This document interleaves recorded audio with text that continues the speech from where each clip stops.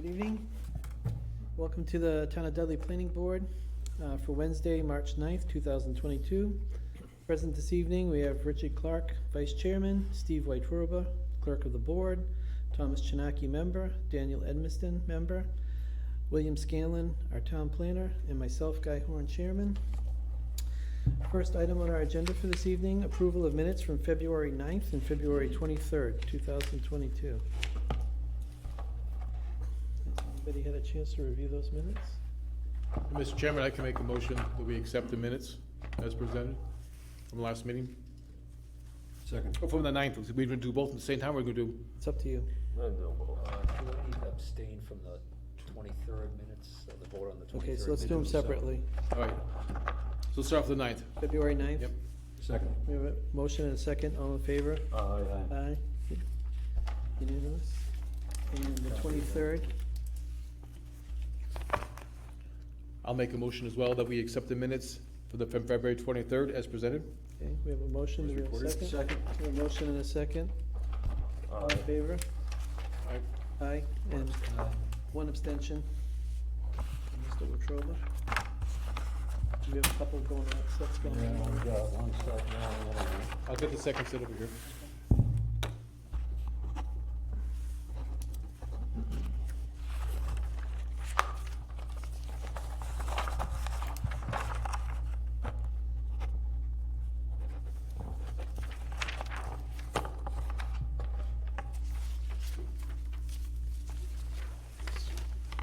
That's the 23rd. I don't want to sign the 23rd. That's the 9th right there.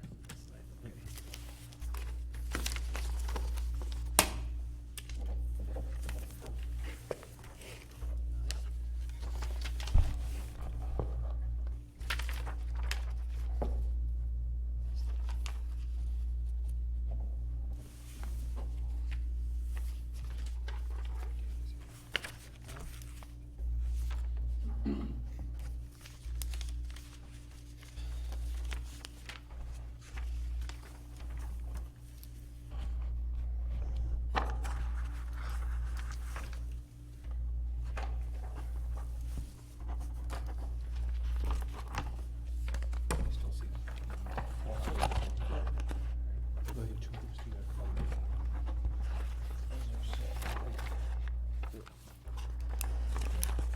Thank you. Next item on our agenda, we have it down at 7:05, so we might have to wait a couple of minutes for that.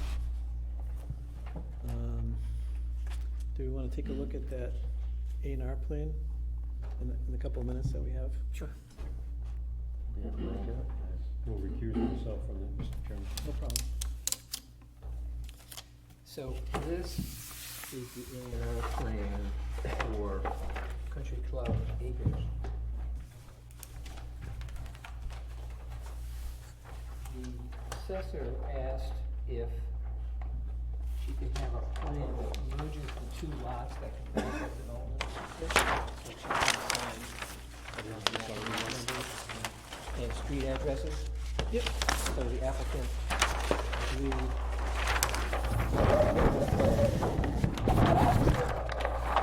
It was presented, I think, 2 meetings ago, and the planning board asked to show the line that divides the two lots as a dashed line, which this plan does, so it shows the two lots that are being merged into one lot.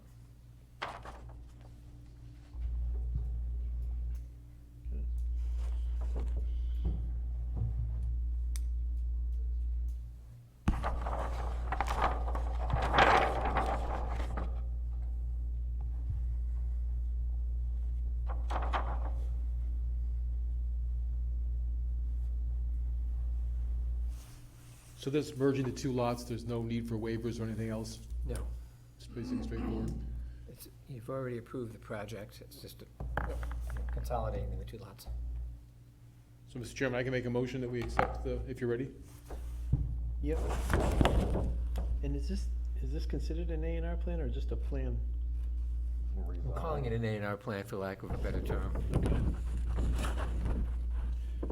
I make a motion that we accept this A&R plan of the Country Club Acres LLC, combining the two lots. to total 11.94 acres total.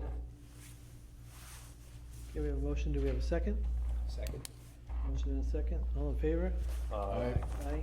One abstention. One abstention from Mr. Clark. Okay, so sign two paper copies and Yes. then the Mylar. I'll sign this, Bill, yeah.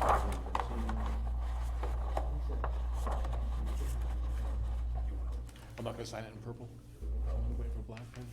Thank you.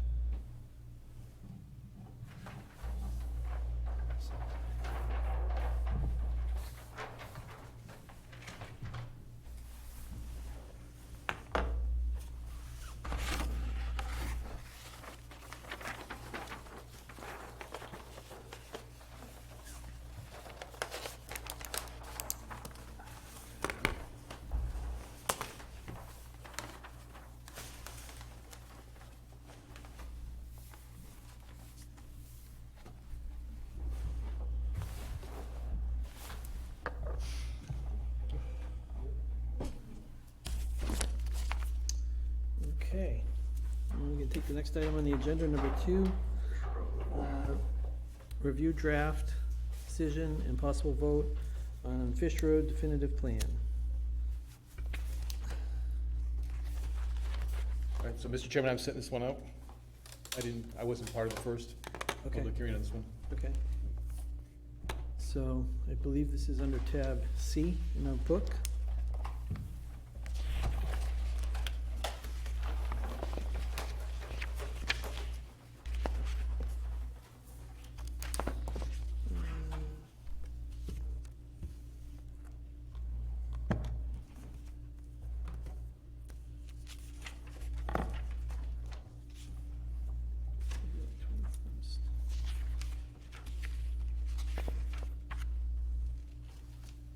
So Bill, we have the updated plans for the subdivision? Yes.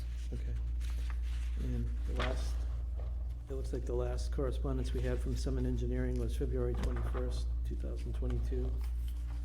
Was there any follow-up from Graves on this letter from the February 21st? Yes.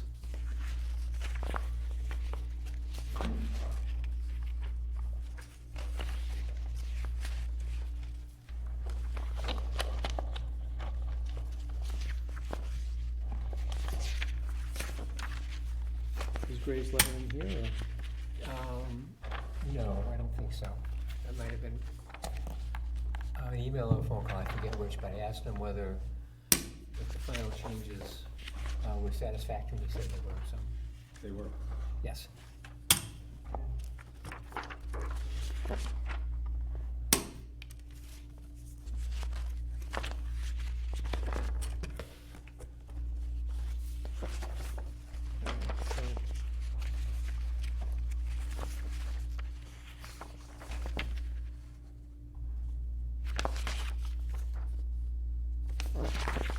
In this paperwork, do we have a list of the waivers that were requested? Yeah, I thought there was only one, right? Let me take a look at where it is. Thought there was- Street light.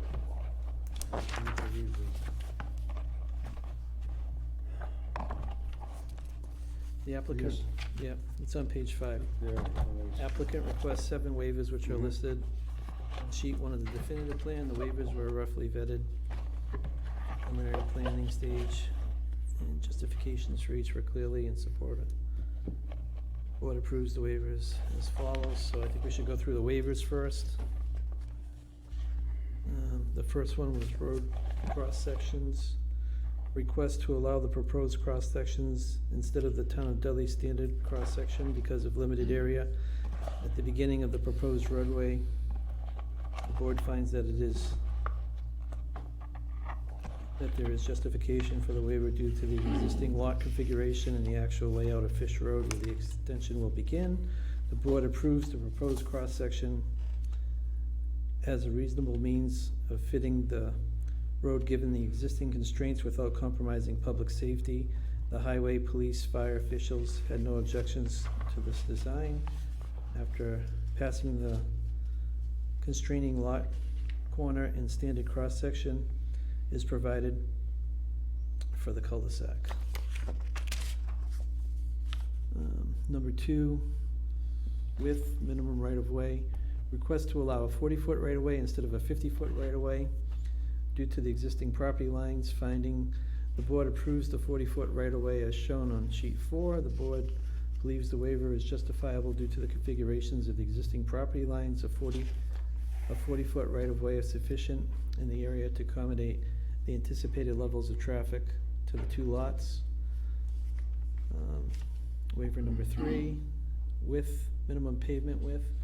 Request to allow a 20-foot wide pavement instead of a 30-foot wide pavement due to existing paved widths and existing property lines. Finding, the board approves the waiver due to the existing layout of Fish Road and the rural character of the neighborhood.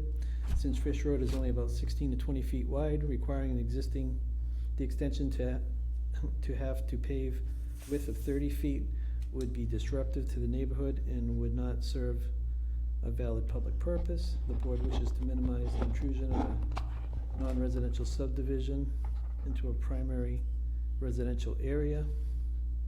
Number 4, open space, parks and playgrounds. The request is to allow no proposed open space for the proposed project due to the minimum area of the existing parcel and the location of development. The board finds that the regulation is intended for residential subdivisions that generate a demand for parks and playgrounds. The board approved the waiver since the project will not result in new children residing in the neighborhood. Number 5, sidewalks. Request to allow no sidewalks instead of sidewalks on both sides because of minimal area of the parcel layout and no sidewalks in the area. Finding from the board notes that there are no sidewalks on Fish Road and requiring sidewalks at that end of Fish Road would serve no useful purpose. The board approves the waiver since the level of pedestrian activity in this area will be low and the need for sidewalks is minimal. Number 6, minimum centerline radius. Request to allow a 100-foot centerline radius instead of the minimum of 200 feet. Finding, the board approves the waiver due to the configuration of the existing lot lines and the likelihood that speed of vehicles on this stretch of Fish Road will be low as vehicles approach the cul-de-sac. The centerline radius of 100 feet will also help to slow speeds and is sufficient to provide for safe traffic flow in this location. That's number 6. The last one, number 7, to allow no street lights to be installed along the new roadway. Finding, the board approves this request as only direct abutters to the property would be negatively affected as streetlights would shine into his property and take away enjoyment of the night sky. The proposed use of the property as a marijuana cultivation facility will also have a high level of security and will discourage criminal activity in the vicinity. So those were the 7 waivers. And then we have the conditions, which looks like we got quite a few.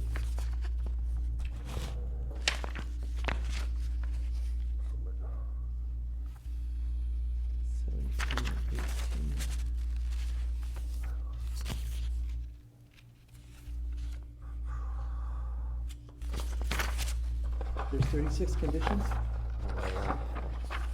Most of them are standard. Okay. If I may, Mr. Chairman, to the planner, do these conditions vary in any way from what we have seen prior to this meeting, or is this just a continuation of? There's nothing new in here that we haven't Nothing. discussed. Okay. I was just gonna save the chairman the trouble of reading through them if that was his intent. 3 pages.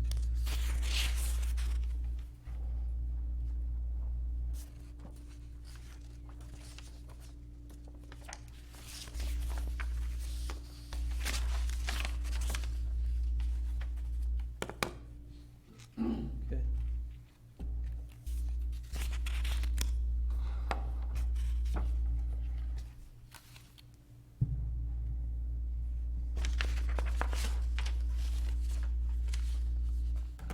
All right, what's the board's pleasure?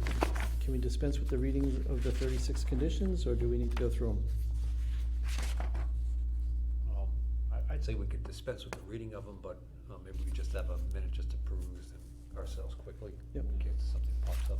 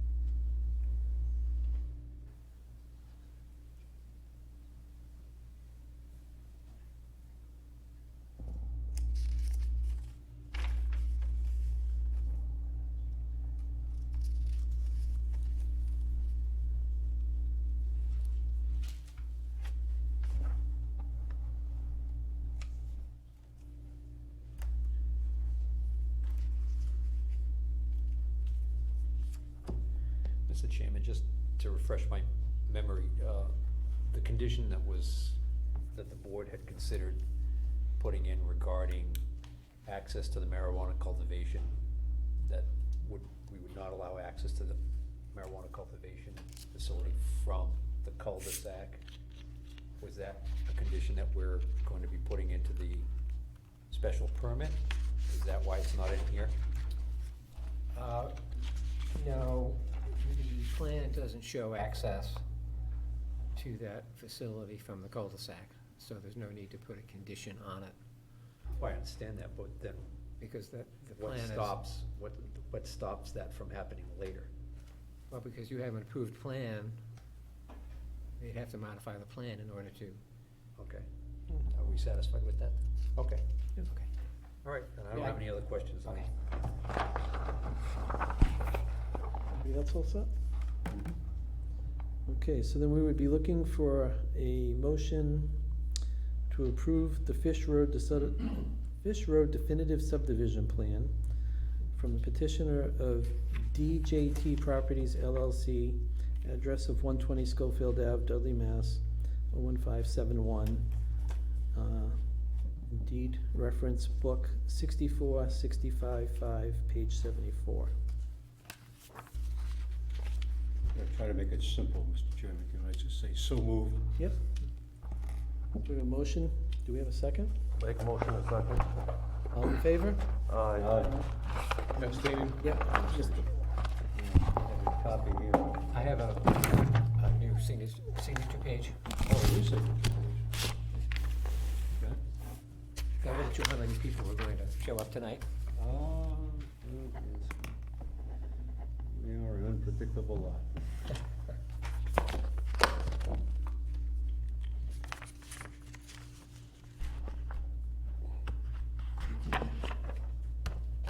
You need two. No, just one. This one. One and done.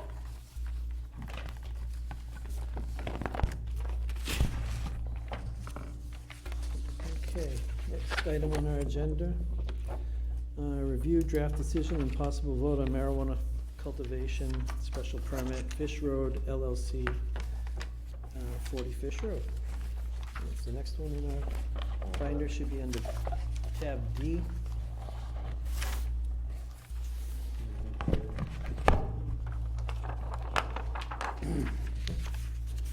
Site plan approval, special permit and site plan approval.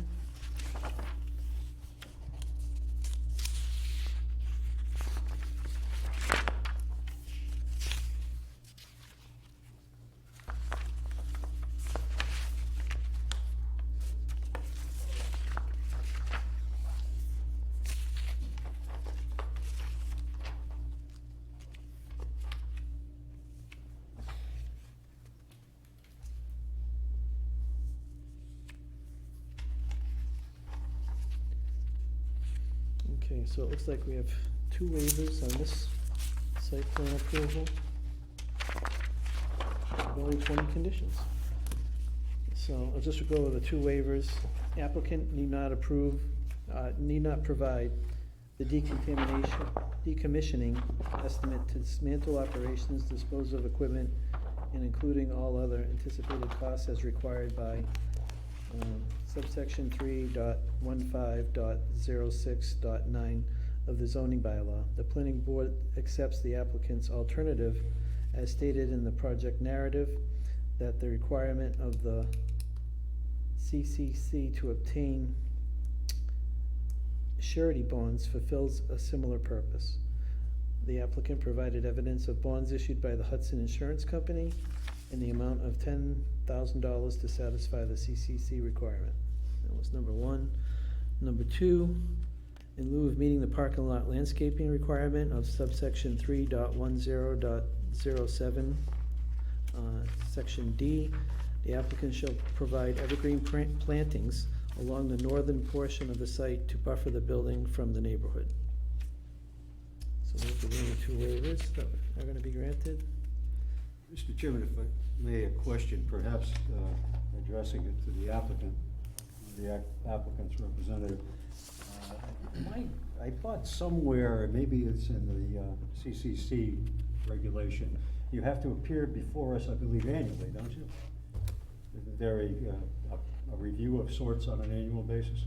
Not under the CCC regulation. I believe the permit's for 5 years, and then we go back after every 5 years for a host agreement, but there's no requirement of the CCC for us to come before you. No, I believe the local bylaw does require that, though. The local bylaw, it Yes. is, that requires that, so we'll Yes. see Okay. your smiling faces again next year. Perfect. Okay. I don't see that in here, but that is the bylaw it Yes. does pertain. Right. Okay, thank you.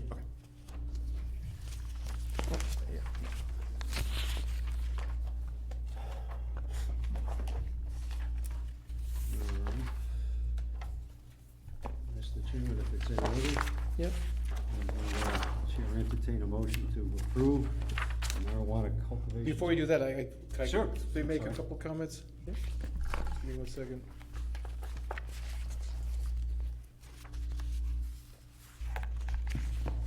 I'm trying to find something that is lost.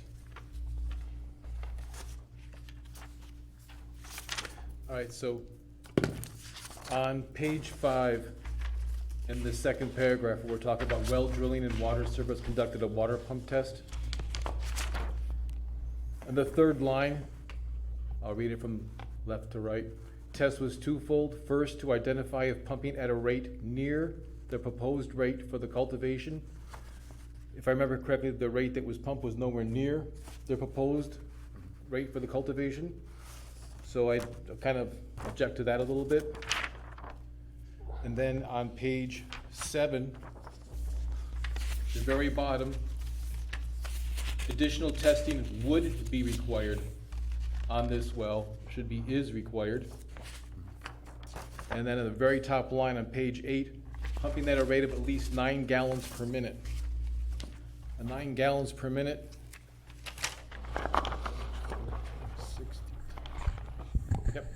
All right, never mind the 9 minute, the 9 gallons per minute, that's cool. So I just think we should change that. Because I think we agreed to when we do the pump test for the well, for the site, to notify all the neighbors and I think test their wells, right?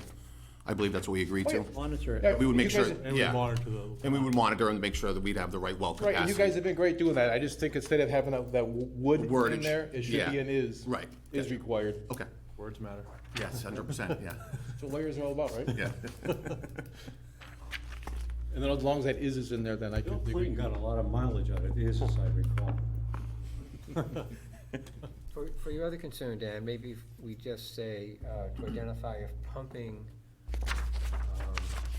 for the cultivation, sort of take out the phrase near the proposed rate. I think it, well, I think he's covered by the actual Florida, the one at the 9. the paragraph that's kind of a summary. Pumping test. Yeah. Oh, okay. The paragraph on page 5 that's kind of the summary is neither one or the other. I mean, it's basically okay. It's not accurate, but it's okay. But I'm just more concerned about moving forward, so that it should be is required, Okay. and the 9 gallons per minute meets, it just barely is over the 12,000 gallons per day, so that would be cool there.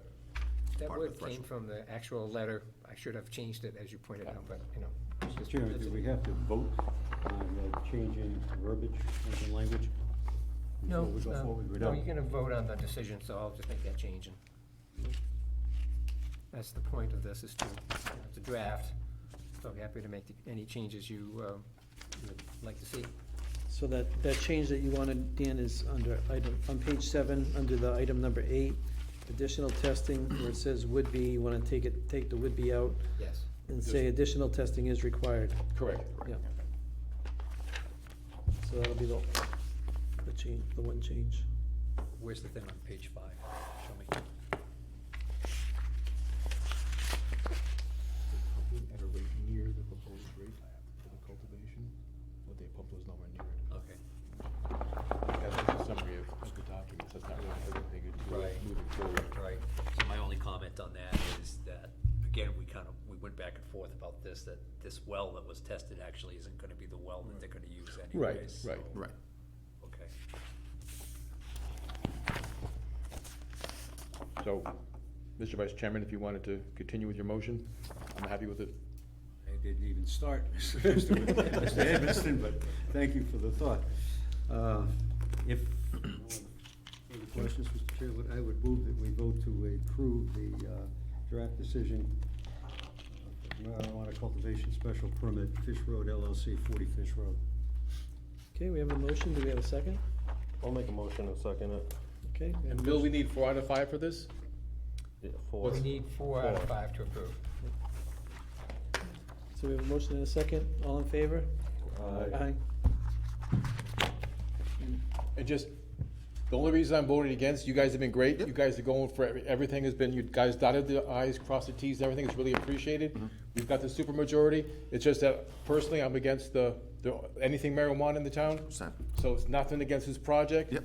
It's just Personal thing. kind of a protest thing. Yeah, yeah, no, I totally understand. Okay. Thank you very No much. worries. Thank you, appreciate it. So I'll have to revise the signature page to Yeah. reflect that. And then we'll get it signed. Yes. You could leave it downstairs, we can sign it Yes, during the if week. you could drop by and sign it then. Well, actually, we could still sign the signature page, right? And then you just update the, Amend the actual verbiage in the article, yeah. I could, cross it out here if you want. well, I have voted 5-0 to approve, but it's actually 4-0-1. oh, okay, I see what you said. Yeah. Yeah. We can pick it up during the week. Okay, Probably better to revise the page and then have you Yep. come by and sign it. and then we'll come by and sign it. I'll leave it downstairs in the police lobby. Okay. And you'll make the change on the page, what was it, 7? Yes. Page 7? Okay. All right, see, it's approved. Thank you. very much. Yep. Appreciate it. Have a good night. Yep. Okay, Think that'll be next- ready tomorrow, Bill, or is that too quick? Yes, it'll be ready tomorrow. Bill, can you just let me know once it gets to the clerk's office by any chance? Excuse me? Can you just let me know when it gets to the clerk's office? Sure. Thank you very much. I appreciate that. Okay, next item on our agenda, we're running a little bit behind, is the continuation of the public hearing on the redevelopment of the Stevens Mill. Think we have the people that we need? Sure, come right up. Good evening, Mr. Chairman, members of the board. Stephen Madaus of Myrick O'Connell. Good to see you all again. It's been a while. Despite our continuances, we've been working diligently on many of the aspects of the project. With me this evening is Mr. Vinod Kalakari of VHB, our traffic engineer. I think most of this evening's meeting will be about traffic, but while I'm here, I do want to give the board a brief update on the efforts for the permanent easement to Mill Street. The terms, for the most part, have been agreed to, and we're just waiting for a separate easement plan, and then that, we should be able to finalize that item. And then relative to the walking trail or recreational trail that the board noted, we were hoping to get to West Main over property of National Grid where they built the wall. Efforts to reach the right person at National Grid have proven to be challenging. Apparently, there's been a lot of transition as of late, so we haven't nailed that one down yet, but we're still pursuing that. Okay. And we did receive the traffic analysis letter, so if the chair would allow, we'll turn it over to Mr. Kalakari for the traffic analysis or response. Sure. Thank you. Hello, everyone. Again, for the record, my name is Vinod Kalakari. I'm a transportation planner, traffic engineer with VHB. So when we presented to this board late last year, traffic peer review was just completed, and there was a very comprehensive review of the traffic study that we had filed for the project. The comments were documented in a letter dated October 20th, 2021. And I believe there were essentially two sets of comments. There were a group of comments that were focused on the traffic study itself, the document, the analysis, the methodology, the findings of the study. And then a second group of comments that relate to the site plan, site circulation, truck turning templates, EV charging stations, and things of that nature. So in total, there were 15 comments that were made on the original filing. 8 of them, I believe, related to the traffic study, and 7 related to the site plan. So we have since gone back and provided responses to all of the comments on the traffic study. So that covers the 8 detailed comments, and there are sub-comments within a lot of those. The site plan related comments are being incorporated into the site plans. The biggest one that you did here, Stephen mentioned about the shared access on Mill Street. That was something that was discussed and quite a bit of detail, both with the board as well as in offline meetings, about how we can distribute the traffic in different directions and not rely just on Ardlock Place to process all of the traffic entering and exiting the site. So I know the development team and the developer in particular spent quite a bit of time with Tri-Valley, the abutter next door, to work out the easement and negotiate a shared access easement, as you all know. What I have here is what I would say is a working draft of the plan by Bowler Engineering, the site plan. So the site plans are still being updated and finalized, and will be submitted to the town as soon as they're ready, and to VAI as well. But some of the substantive site transportation traffic-related comments have already been incorporated into the plan.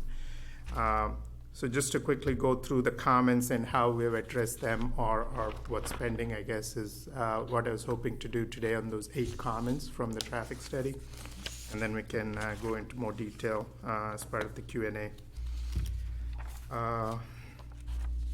So the first comment related to providing additional information about the sidewalks in the area, what's available, where the gaps are, where there may be missing wheelchair ramps, non-existent crosswalks. So there were some questions and inconsistencies that were identified in the original write-up. So based on the peer review comment, we prepared actually a graphic of the general area around the site and of the streets, showing all of the existing sidewalks and their current conditions. You know, if they're too narrow to be really an ADA compliant sidewalk, you know, we call those out. Missing wheelchair ramps, missing crosswalks, things of that nature. So VAI reviewed that information, and I believe their follow-up was that no further response was required. It addressed the comment. The second comment related to providing a more detailed discussion of the bicycle accommodations in the area, what else is happening for pedestrian bicycle accommodations. So we again went into detail about the overall bike network in the area, whatever is being planned, including the French River Greenway and the Quinebaug River Bikeway, and how some of the amenities that are being provided because of the site's adjacency to the French River, and how some of those connections can contribute to enhancing the multimodal amenities for this site and for the town in general. And the feedback from VI on that was that that response was adequate and no further response was needed. Similarly, there was a question about discussing what the bus services were in town, or bus services that could serve the site in the future for the residents of the site. We talked about the recently implemented WRTA bus route that has stops along Main Street, and provided information about the bus routes and what they provide connections to, and that response was adequate. There were questions about, so I might try to capture 4 and 5, comments 4 and 5 together. So the comments related to how the traffic entering and exiting the site would travel on the roadway system. So in our original analysis, we had the original analysis was based on an assumption that because there wasn't an access directly on Mill Street, and the only access was on Ardlock Place that's down here on this graphic, that a majority of the traffic would go out to West Main Street and then use West Main Street through Webster to get to the regional highway system.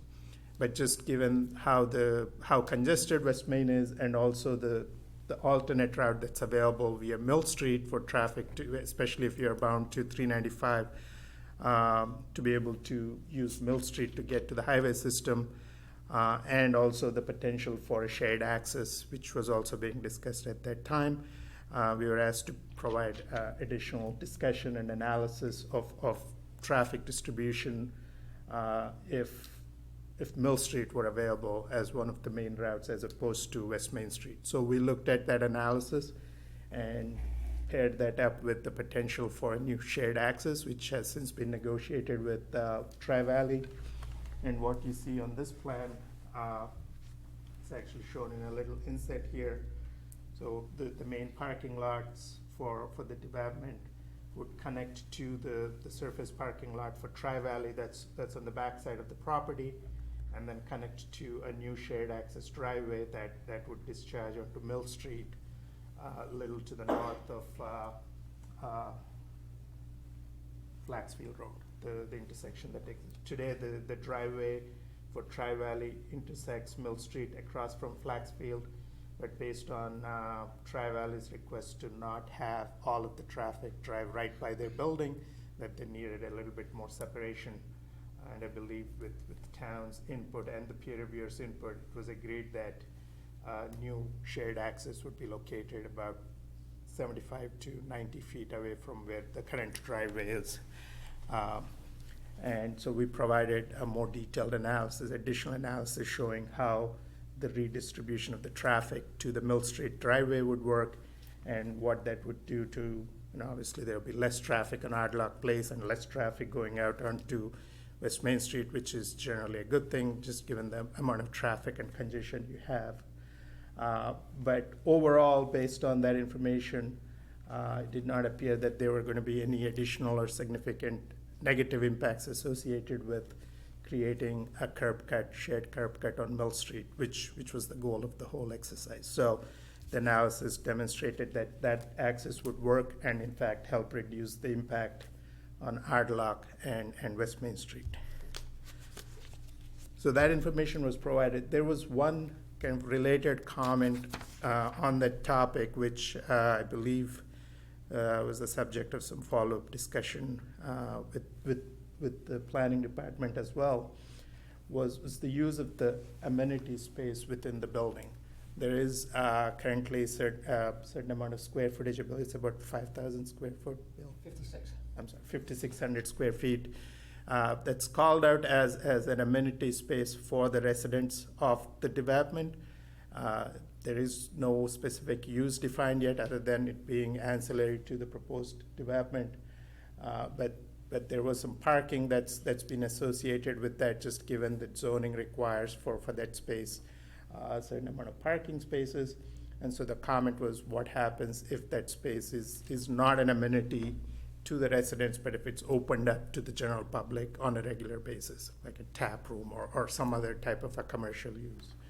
And again, at this point, there is no information available on who would be in that space and whether in fact it would be opened up to the general public. So my understanding is that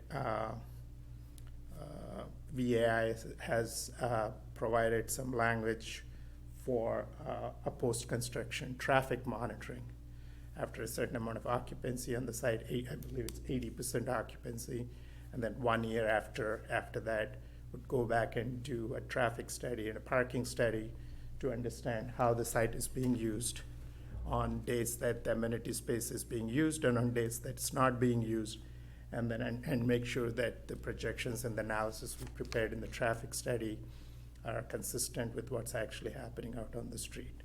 And if there are additional impacts, then there would need to be some adjustments that need to be made. For example, if the parking was not being adequate because of the use of that space, then we need to come up with a solution for additional parking, things of that nature.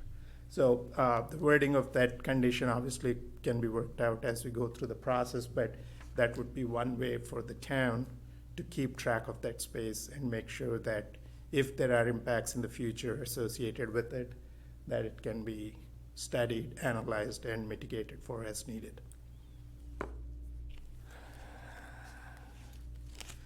There were questions about site distance measurements, both for the driveways on Ardlock Place and the new shared access on Mill Street.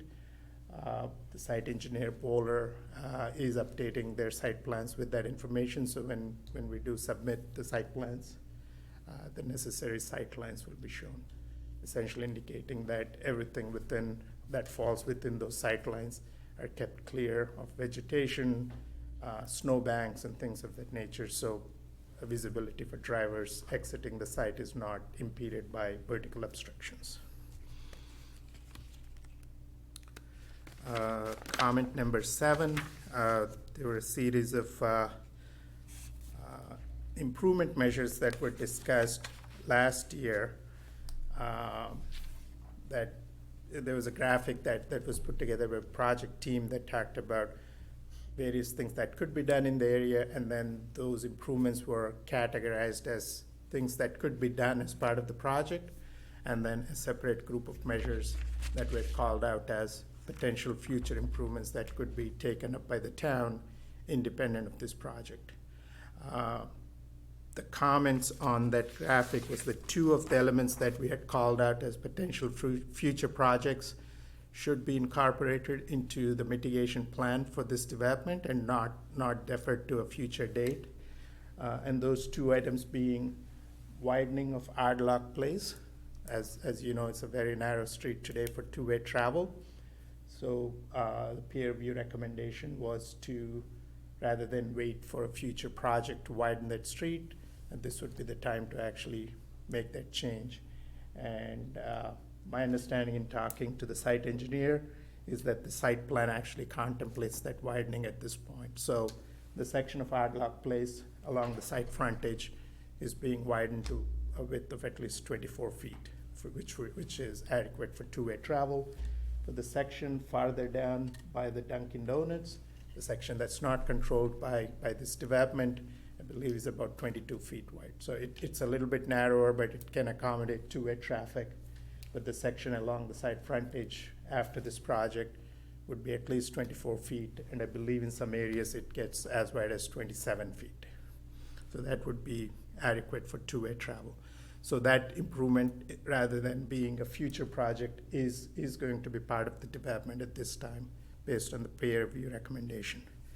The other item that was indicated in the peer review is the potential for creating a pedestrian crossing on West Main Street at the intersection with Ardlock, right at the corner of Dunkin' Donuts.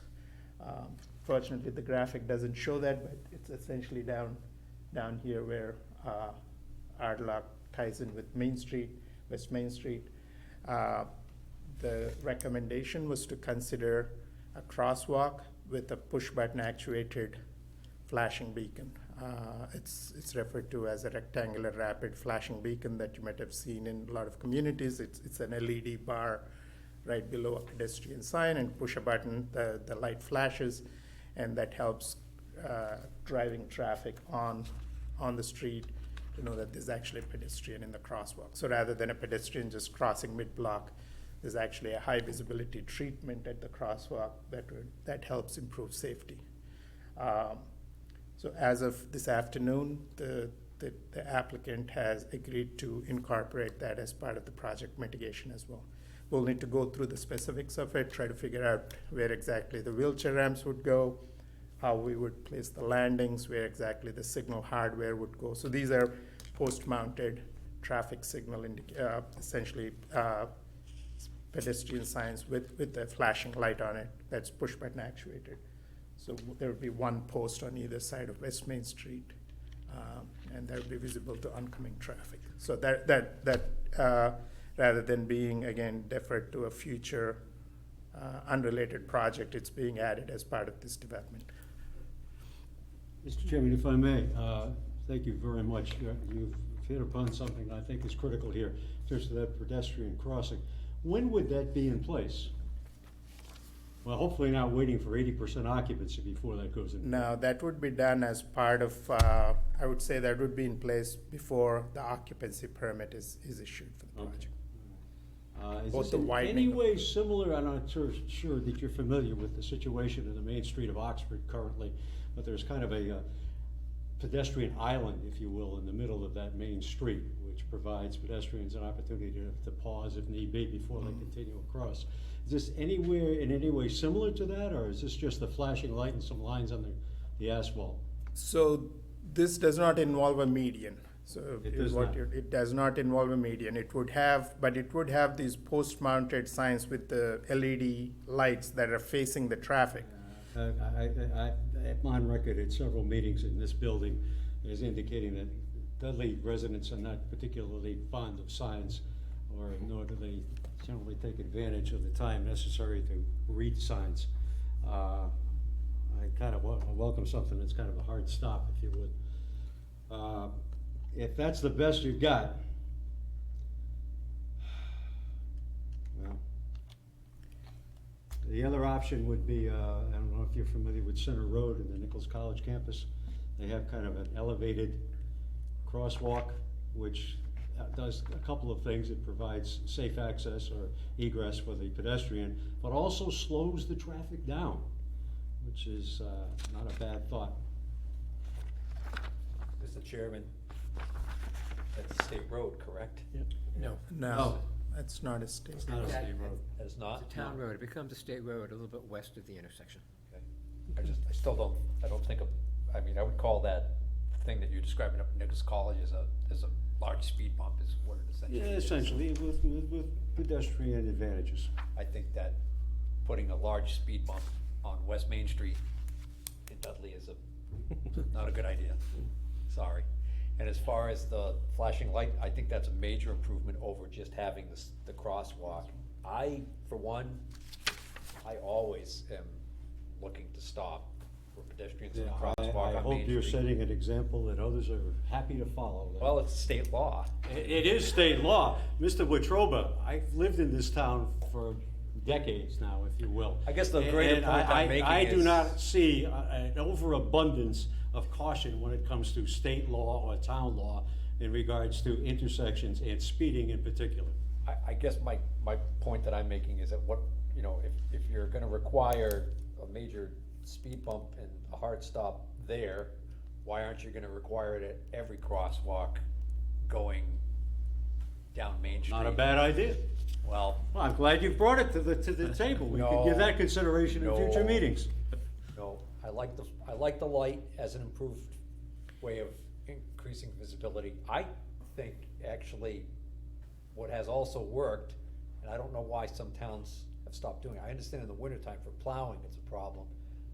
But when you're not dealing with plowing, a lot of towns will put those plastic things right in the middle where where the line would normally be. That says, I think there's a sign that says that, state law, stop for pedestrians or something like that. Again, just something that, high visibility that you tend to start, as you're coming up, you realize there's a crosswalk there. Because sometimes the crosswalks are, you don't realize it until somebody's in the crosswalk coming into it, and all of a sudden you realize, oh, there's a crosswalk there, I need to stop. Vinod, could you describe what this beacon is? How does it work during the day compared to the night? And does it affect people's vision as they're approaching that area?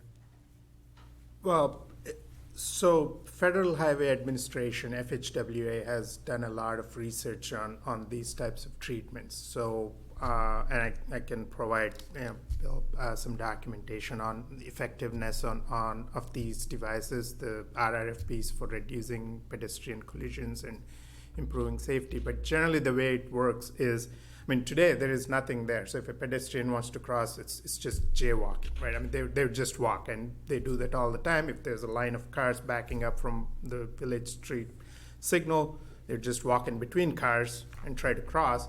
And, you know, a car may be coming barreling down in the other direction, heading towards Webster, and you know, that's an unsafe situation. The improvement that you could do there is stripe a crosswalk and put up static signs. Now that provides one level of improvement. What we're talking about is an added level of improvement on top of that, rather than having just a crosswalk and a couple of static signs saying here's a crosswalk. There's an actual visual cue. So the light, the LED light, doesn't flash under normal conditions. So there is a push button as you have with pedestrian signals.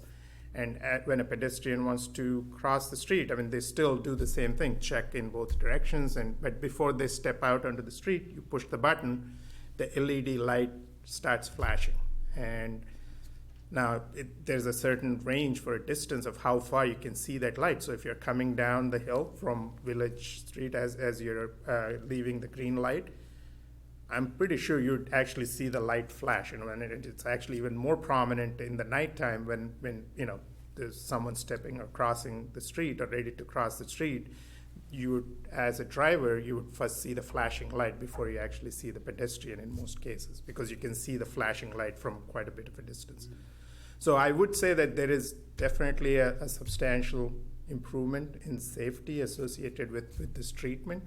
Obviously, you can keep adding more features, like a raised crosswalk treatment adds on top of that. There are in-pavement lights that add another level of benefit. But for a roadway like West Main Street, to your point, I think given the traffic volumes and the type of corridor that it is, I think you would want to start with something like this RRFP treatment to see how it does, how it functions. And then you could consider other treatments in the future if something more is warranted. If I may, Mr. Chairman, one thought, that, you know, this is obviously one piece of an entire district, if you will, if the terminology is correct in terms of calling it a district.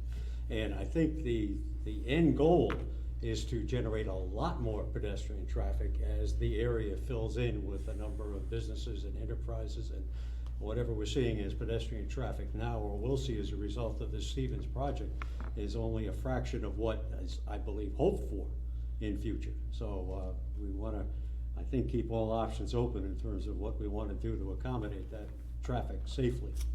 And there will be a design, I mean, I don't think it'll be installed right off the bat. I mean, there will be a design, it'll come to Public Works, it'll come to the town. Would you and- characterize this as better than what we have now in front of Dippin' Donuts and crossing onto Schofield Ave? from At the Village Street? signalized intersection, you mean? Or- Yes. Well, it's two different types. I mean, the pedestrian crosswalk at a signalized intersection is a different treatment than an RRFP. An RRFP is more of a high visibility treatment for mid-block crossings. It's two different technologies. All right. Not quite sure that. I It- understand the distinction here, it seems like a difference without it. One requires you to come to a full stop, so The concept is that there's enhanced pedestrian safety, is that? that is correct. That's the intent. Okay, and then I think we might want to consider possible review of that as things start to happen, if you will. If I may, Mr. Chairman, I live near the campus of WPI, and they installed these around the campus. I just anecdotal, I think they work really well. The college kids step into the road, but they light up. And as you say, once you get the first one, around that whole campus, there are a number of these. So you almost anticipate them as you proceed through. So maybe, in the future, if there's additional pedestrian access, Right. this would be the first one. But again, it's only my personal experience. I think they work pretty well from when they were installed at Institute Road and West Street. Thank you, Mr. Chairman. And finally, comment number 8, just to close out on the peer review transportation comments. There were a series of measures that we had called out as part of the original traffic study that the applicant was willing to implement. Those are all still part of the plan, widening the sidewalk at the corner of the building on Mill Street, implementing a feedback speed sign on Mill Street, so traffic coming down Mill Street actually doesn't speed as they're heading towards West Main, which is a common occurrence today. So you would have those feedback speed signs. There are a few other pavement marking and signage type of improvements, and a transportation demand management plan that would promote less dependence on automobiles for the residents of the development.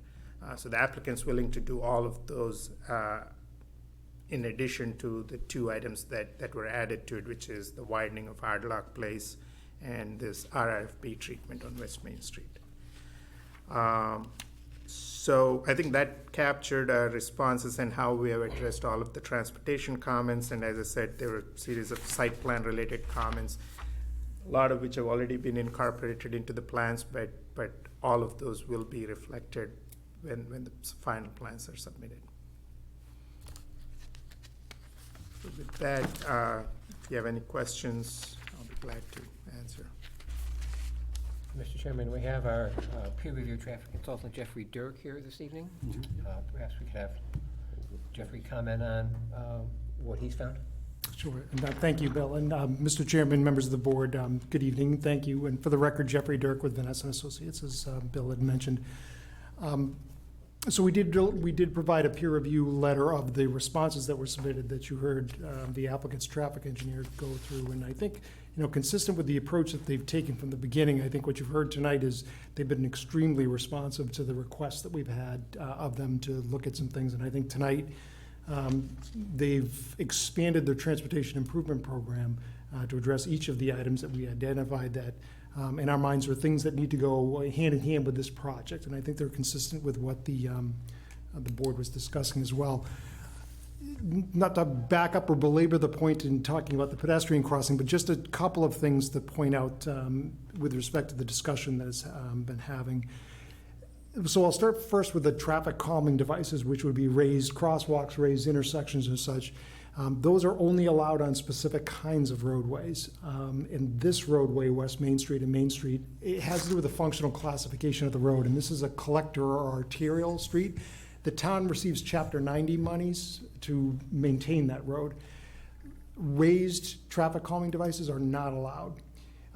If you were to put those in, the state would not give you Chapter 90 monies for the section of road that you put those in. I know from experience, because for the town of Dover, they actually did that. We had to come out and do a study of those devices. It happened to be there were some residents that were concerned about speeding on the roadway. The town decided the easiest thing was when they went through and repaved it, we'll put in a bunch of speed humps at a bunch of locations. They had to be removed. And part of the reason for it is because of the classification of the road. The classification deals with the speed and volume of traffic on that roadway. And as large vehicles are going over those, they just make noise all the time. It creates a lot of issues with respect to the operations of the road, because the vehicles, as intended, they need to slow down. But on a road like this with that volume, they need to slow down to an extent that it interferes with the flow of traffic. And so the state does not allow those. So it's not an appropriate device just because of the volume and characteristic of that roadway itself. There are other things that can be done. So I think, as the applicant's traffic engineer was mentioning, types of devices that you would do is you may have seen, like bumping the curb lines out to physically narrow the road, you could do.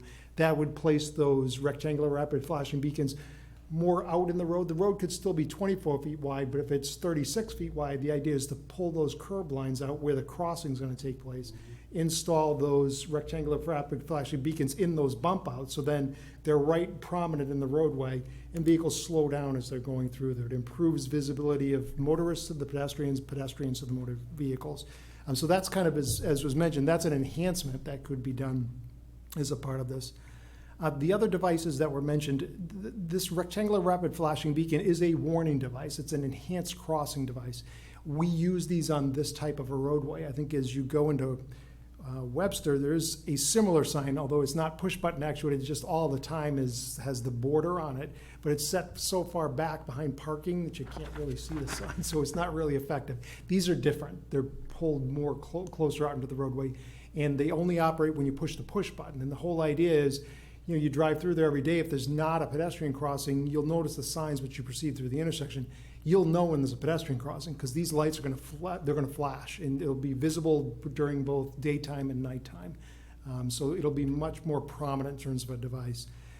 The next stage up from that is what's known as it's a hawk beacon, and you may have seen those are the indications hang over the road, and when a pedestrian pushes the button, it starts flashing yellow. Then it starts flashing red, then it goes to solid red, and all vehicles have to stop. And then once that's done with a solid red indication, it goes to flashing red and then goes dark. Those are only installed when you have a certain volume of pedestrian activity. So to your point, as the level of pedestrian activity increases, and to the extent that it increases and meets that criteria, the next step up would be to install that hawk beacon. So that's a device that could go in. That's a positive control device in that it displays red. You have to stop. But the volume of pedestrian activity at this point is not at that level, so you actually couldn't do it even if you wanted to. But the rectangular rapid flashing beacon you can do. The signalized crossing, of course, you push the push button, it shuts the intersection down, you cross the road. That's the most positive traffic control that you can have. The reason we had asked the applicant to look at doing this is because, kind of as we step through our comments, they provided a great graphic that shows the sidewalk conditions, where they are, where they're not, and then the conditions of those sidewalks. And then layered upon that, as you heard of the second comment, was where are the bus routes and where are the stops? And what you see as you look at those graphics is that to get to the closest pedestrian crossing is 600 feet on either side. So you'd have to walk down Ardlock and go 600 feet in either direction. That's the place where you'd find a pedestrian crossing.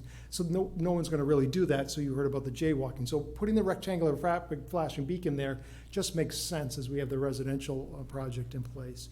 It also allows the connectivity to the bus stop that was mentioned. So we're providing a lot of those options as a result of this device going in place. Relative to Ardlock, we had comments related to that, and so the widening, we're glad to hear that that's going to take place. One of the things we had just pointed out was, it was our opinion, they would have to do it anyways just to get construction vehicles into the site. The road's not wide enough for anyone to swing a truck in there. So we're glad to hear that they're going to do that, and we think that that's necessary just to build the project. So that'll be happening as a part of the project, and we think that that's a significant improvement. as is the driveway that they're doing on Mill Street. Because, you know, we will tell you, and I think any traffic engineer would say dispersal's a good thing, especially when you look at the number of parking spaces that are here. It's important to do that.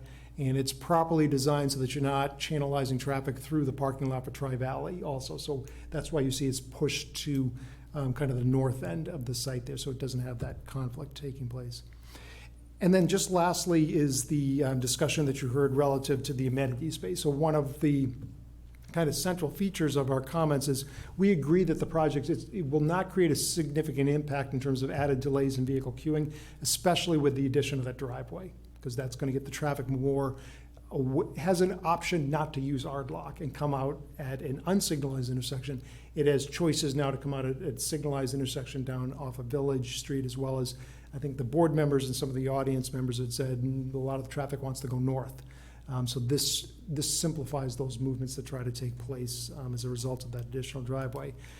That being said, the idea of a minimal impact has to do with that amenity space either being directly related to the residential project, meaning that it really isn't open to the public, so we would consider that as not really generating a significant amount of space of traffic. And I think that's somewhat reflected in the number of parking spaces that were allocated to it. However, at the last hearing that I was at, I know the applicant was indicating, and I think we heard tonight, that there may be some opportunities, and those opportunities to open it up to the public may not be a bad thing in terms of how it might enliven the community itself. But those impacts have not been captured as a part of the traffic analysis. And one of the ways that the board or the town can be protected from what we'll call unintended consequences or unmitigated impacts is to have a monitoring program. And so we've provided some metrics for the board to consider and the applicant to consider. It's just a draft as to how you would go about conducting a monitoring program. And there's two pieces to the monitoring program.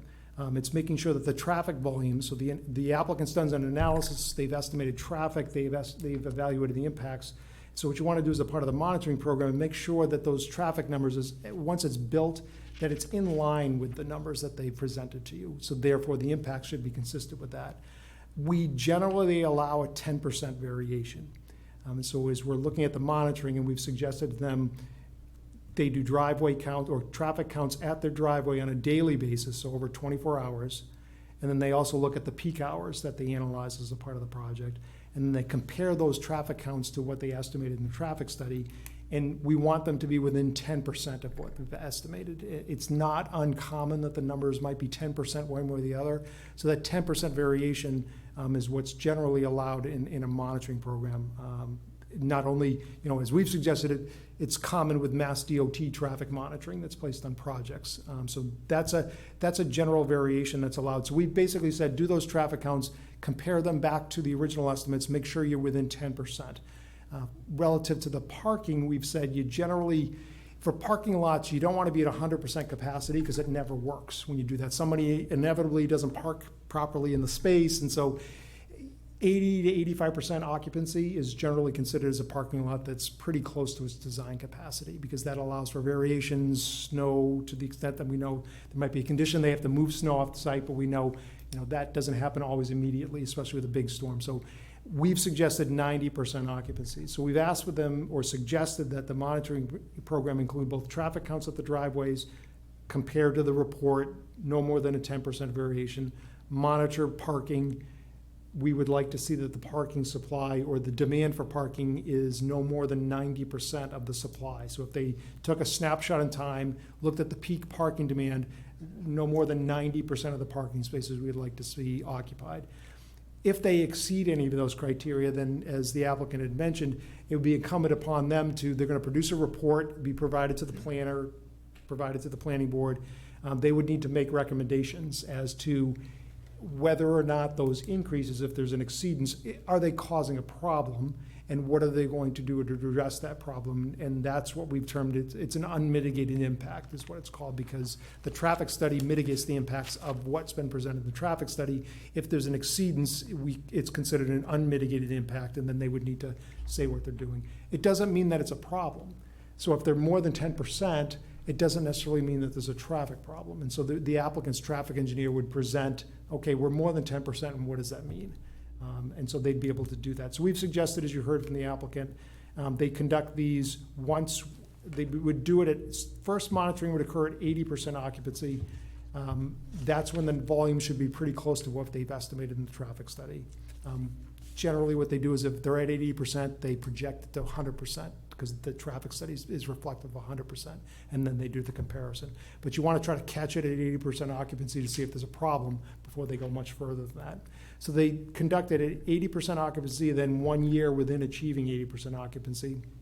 And they do the monitoring with and without something taking place in the event space. So that'll give you conditions without an event and or conditions with the amenity space not being occupied, and then conditions with it being occupied, so you can see the difference between the two. And then that 10% variation is where I think the key thing is, when the amenity space is in use, are they generating more than 10% of the traffic they estimated in the traffic study? And I think that's what you want to understand to see if the use of that space is causing increased traffic or parking demands, and then what, if anything, should be done because of that. So that concludes kind of our review. The only outstanding items are, just, I think, the applicant finalizing their commitment to the mitigation that's been described, and they've done that on the record tonight. So I think just making sure that is included in the conditions. And then, as you heard, there are some comments we have on the site plan. So once they've got those finalized, we'll go ahead and just make sure everything's included in that. But they've committed to doing that.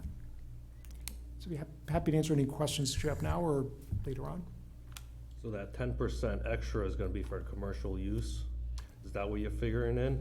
That's what we're trying to say, is that a 10% float. The concern that we would have is if it's a tap room and it's open to the public, Yeah.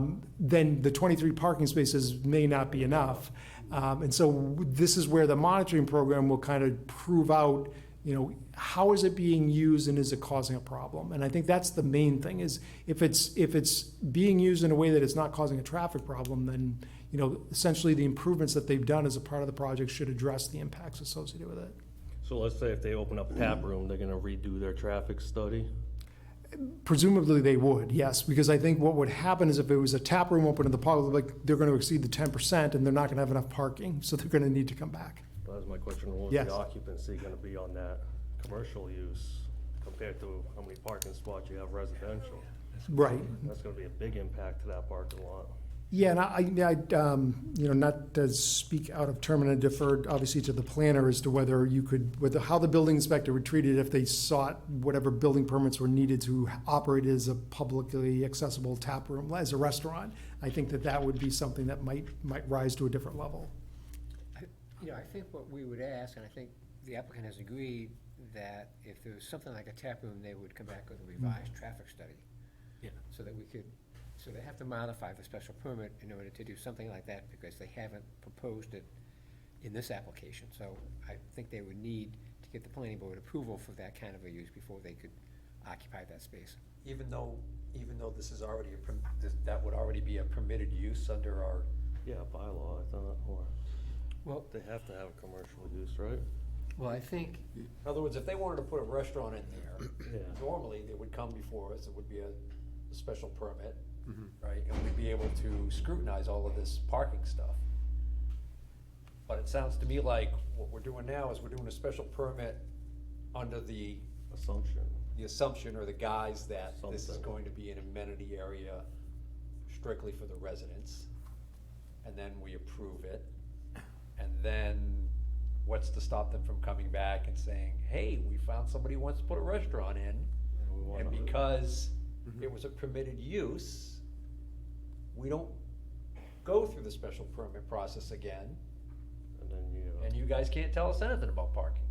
If I may real quick, correct me if I'm wrong, but if we go from a function room, which is an assembly space, to a restaurant, which is a different zone, it would be a change of use, which would require a different occupancy permit, right?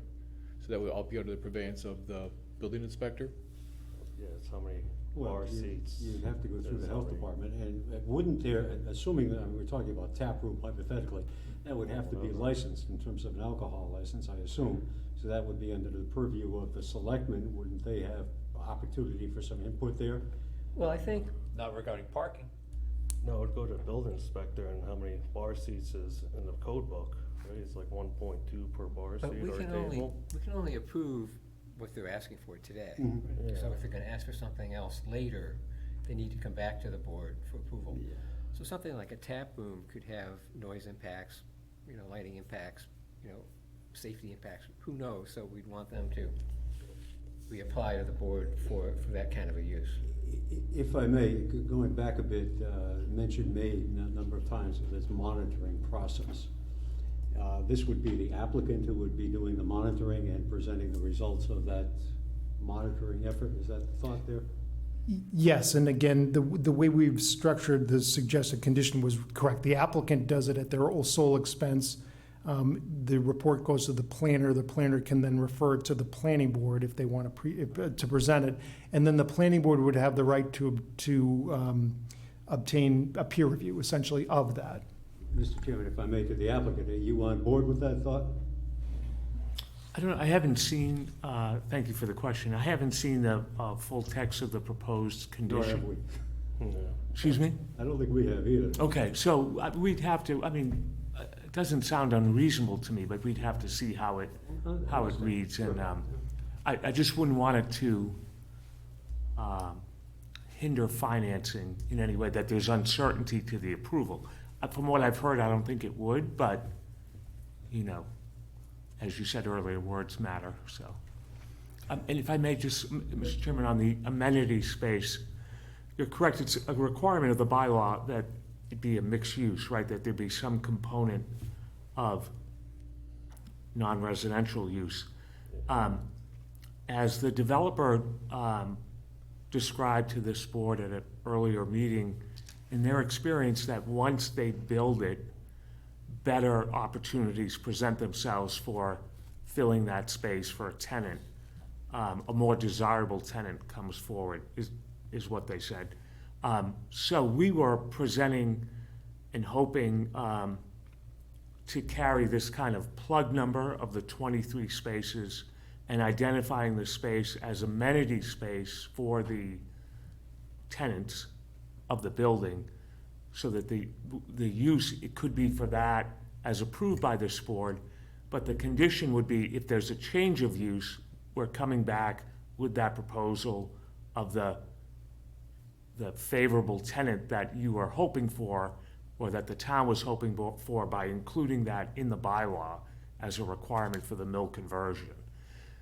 The developer says that once we build it, we get quality tenants for that amenity space. So then they would come back and present what that is and see how far off are we with 23 spaces. Do we need significantly more or not? So Bill, my question is I'm understanding that you'd want to do this additional traffic study when the facility is at 80% occupancy. Once we permit this and they do get to the 80% occupancy, what do we have to ensure that this is going to happen? I mean, it's already permanent. What do we have for leverage to make sure that this happens? That the owners would do this? I mean, they could just say, well, we got our 80%, we're happy, we'll just stay here. Well, I think, it's up to the board to review the analysis that comes in and work with the applicant to make whatever changes would be necessary to accommodate the use. Yeah, but we approved parking lot and that'll be it. Mr. What we Chairman, gonna do, change parking lot later? I mean, if they That's- find out they got a problem with parking after they get to 80% occupancy, and Yeah, then we're stuck. Mr. Chairman, if I may, my thought is that if, I'm hoping I'm wrong, but if there ends up being a problem with parking in that facility, I think it's a no-brainer that people are gonna have no choice but to try and park on the street. So I'm wondering about no parking signs being prominent on that street. I think I mentioned that a while back, and I'm not seeing any mention of it here, because there's gotta be something, because you've got some residences, if you're exiting that new driveway and you take a right, there are residential homes on both sides of the street right there. And you can't have anybody trying to park in front of those houses. I know if I lived there, I would not be too happy if all of a sudden people started parking there and I saw them getting out of their cars and walking over. Obstructing your driveway, and then what happens if they overflow into Tri Valley parking lot? Yeah, and not only that, but that's pretty, you know, as it's already been discussed, it's pretty Yeah. narrow there. Yeah. I mean, right now, it's so narrow, it almost seems crazy that somebody would try and park there adjacent to that existing sidewalk there. Yeah. However, if things get bad in that parking lot and there's crowding, they might try and park out there. Yeah, Dunkin' Donuts, everything, Well, yeah, Dunkin' Donuts is, that's a whole nother, right there. yeah. Jeff, do you have a possible solution to that question?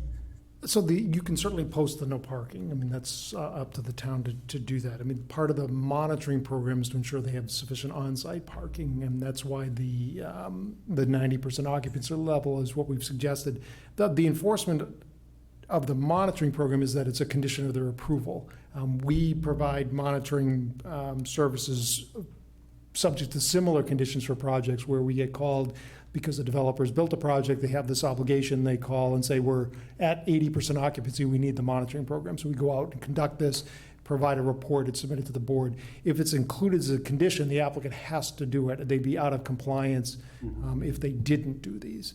So that's how it's enforced. So the parking monitoring is to try to get to that point of saying the parking is working on site. But it's also something that, to the extent the board's concerned about it, then you could say along your frontage, you need to post no parking, subject to whatever, whether it's the select board or whoever needs to approve that.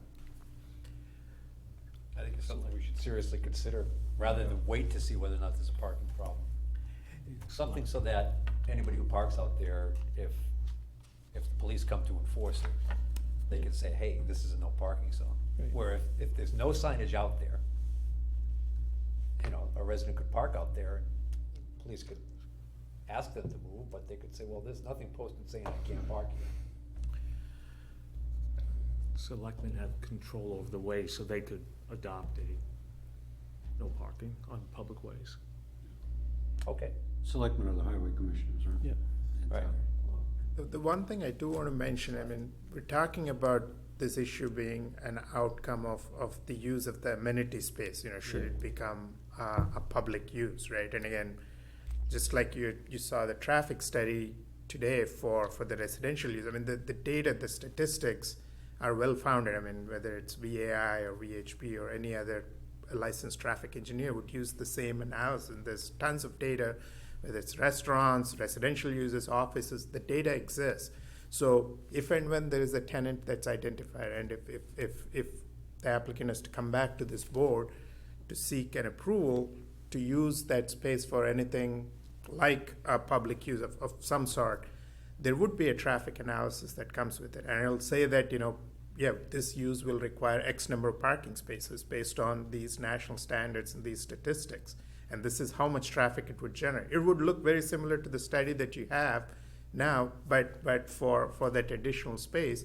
And you will then know right there whether that's an issue, or whether what's available, the capacity exists in the system, in the parking lot to support that use, or if something needs to change.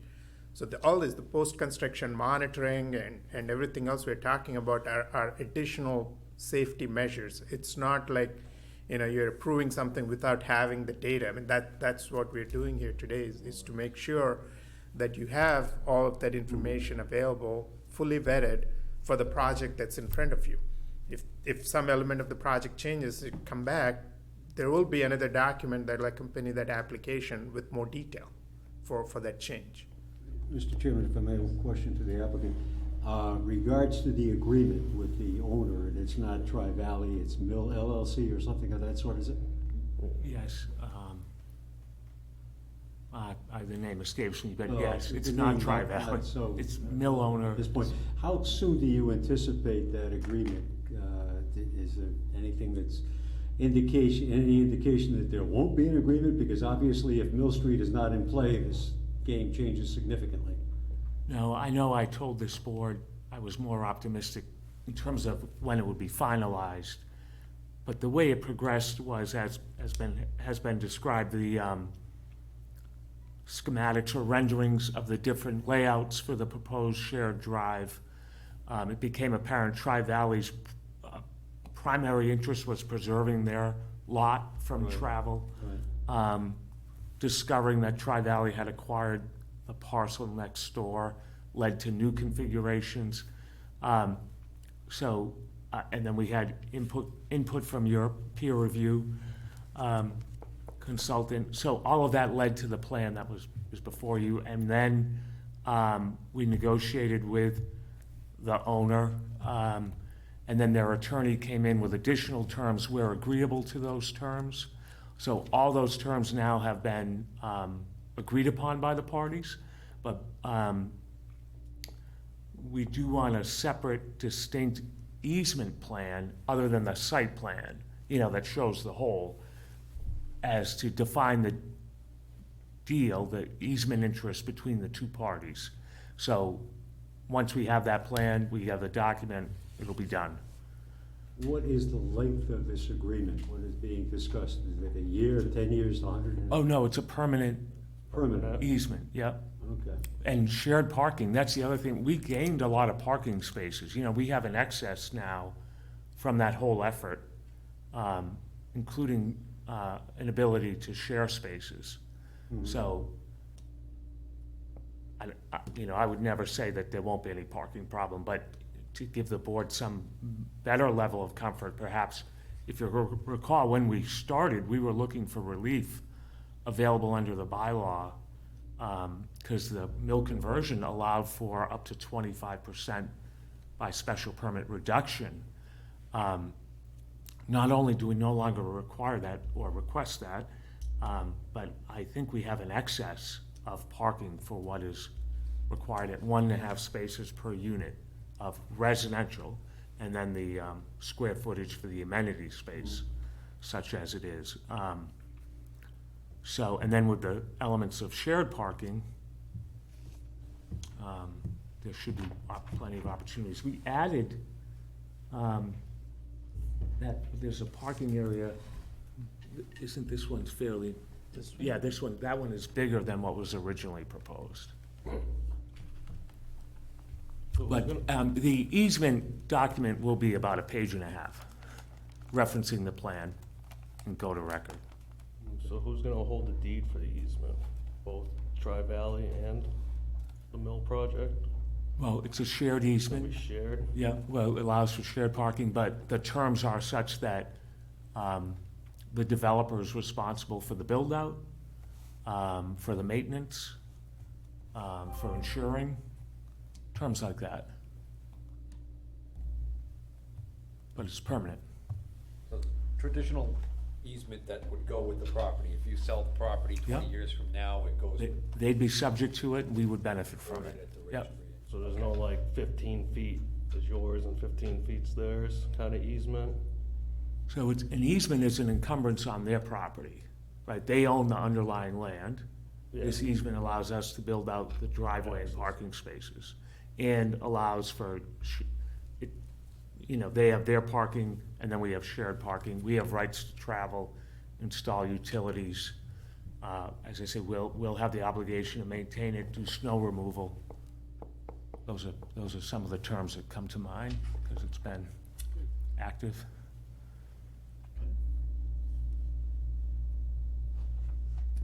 Anything else from the board?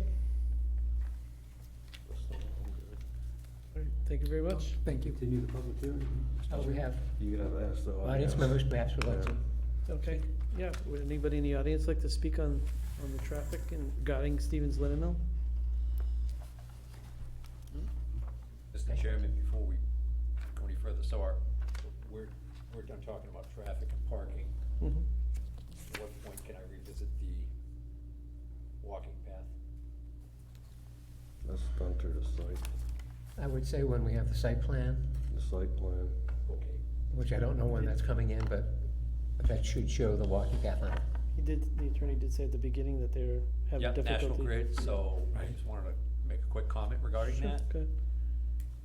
Have you looked into the feasibility of having that walking path come up to the it would be the, northeast corner of the Dunkin' Donuts parking lot, because the sidewalk already goes right in front of there.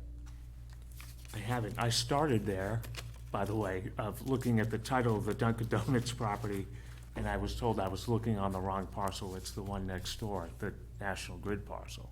So that was what my focus has been since then, but, as I say, my first two emails to the contacts I knew of, well, one was given to me, the second one I knew both bounced back, they moved on. So now we're on to the third person there.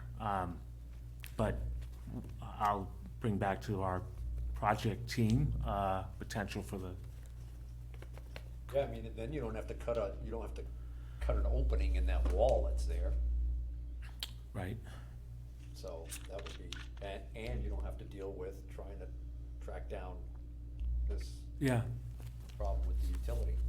yeah, I'll ask. I don't know how the owner of the Dunkin' Donuts would feel about it, but I would love to have everybody walking up that trail and come right to my business and shell out for an iced coffee or whatever.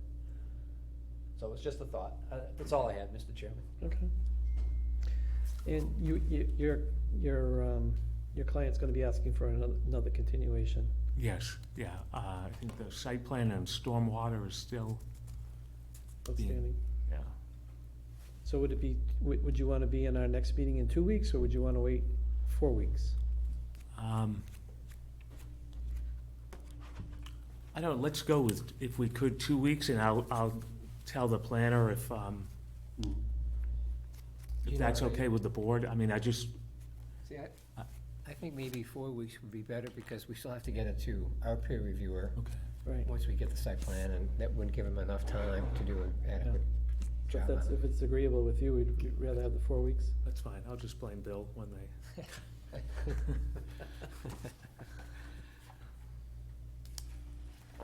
Okay, so our next meeting would be, that would put us into 13th of April. 13th of April. Almost tax day. Thanks, Bill.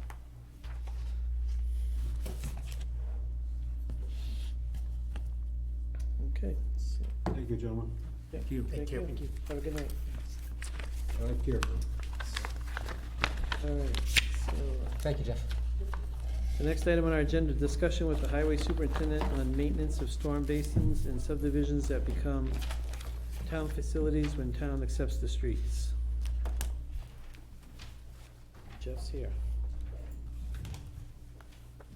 You come up, Jeff?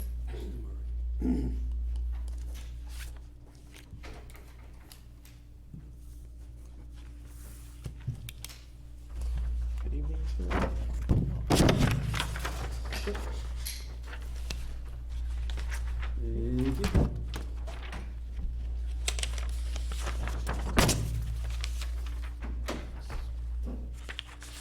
Thank you.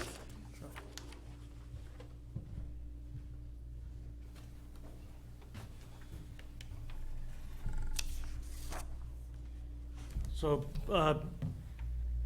basically, this just kind of outlines a proposed town meeting article that the planning board may want to consider, and it just outlines some of the finer points. What it does is, it helps the town comply with SWIP planning for development during the construction process with a residential subdivision.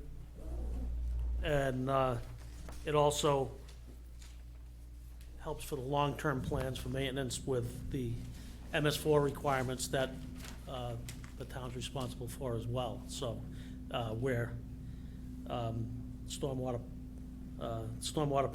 ponds would be, or basins would be placed into the MS4 system. So basically, it outlines what the requirements would, for the developer would be throughout the construction process. Kind of highlights that, you know, during the construction, detention or retention basin would be part of the bonding, or covered under the bonding for the the overall subdivision. It would be triggered after anything over a 4 lots or more for a subdivision. And then it would place a requirement on the developer to maintain that detention and retention basin throughout the construction process, and gives terms for that as far as, whatever those maintenance requirements are, with mowing of the side slopes and ensuring that debris and siltation is removed from the basin, and then lays out a fee structure as far as what the requirements would be. So basically the rate of $15 per cubic yard of volume in the pond, based on a 100-year frequency storm. So whatever the square footage of the basin, times the depth that the pond would receive during a 100-year event, times $15, and then that money would be set aside. Essentially, that ensures a 20-year period of maintenance for those ponds. So it kind of does two things. It helps us ensure that we have funds to fulfill those requirements with the MS4 requirements for maintenance and reporting.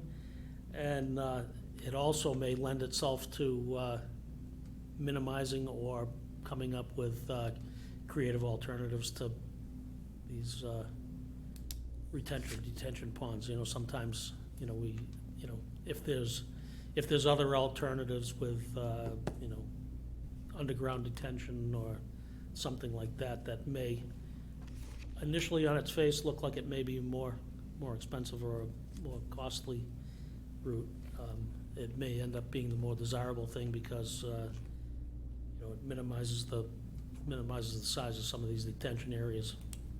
And then again, clearly defines the ownership and maintenance requirements for the installation of these. Just one second. I'm sorry, Mr. Murray, you finished? Or? I'm finished, so. Okay, if I may, Mr. Chairman, a couple of questions. One is estimated cost of maintenance of the basins over a 20-year period.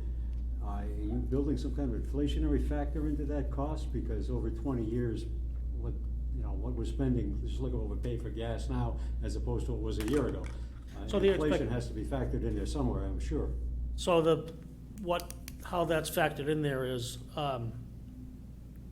we don't know what those costs are gonna be, but those funds would be held in escrow. So in theory, that the money that was set aside for that would be in a interest-bearing, some type of interest-bearing account, whether it were bonds or bond anticipation notes or whatever the case may be.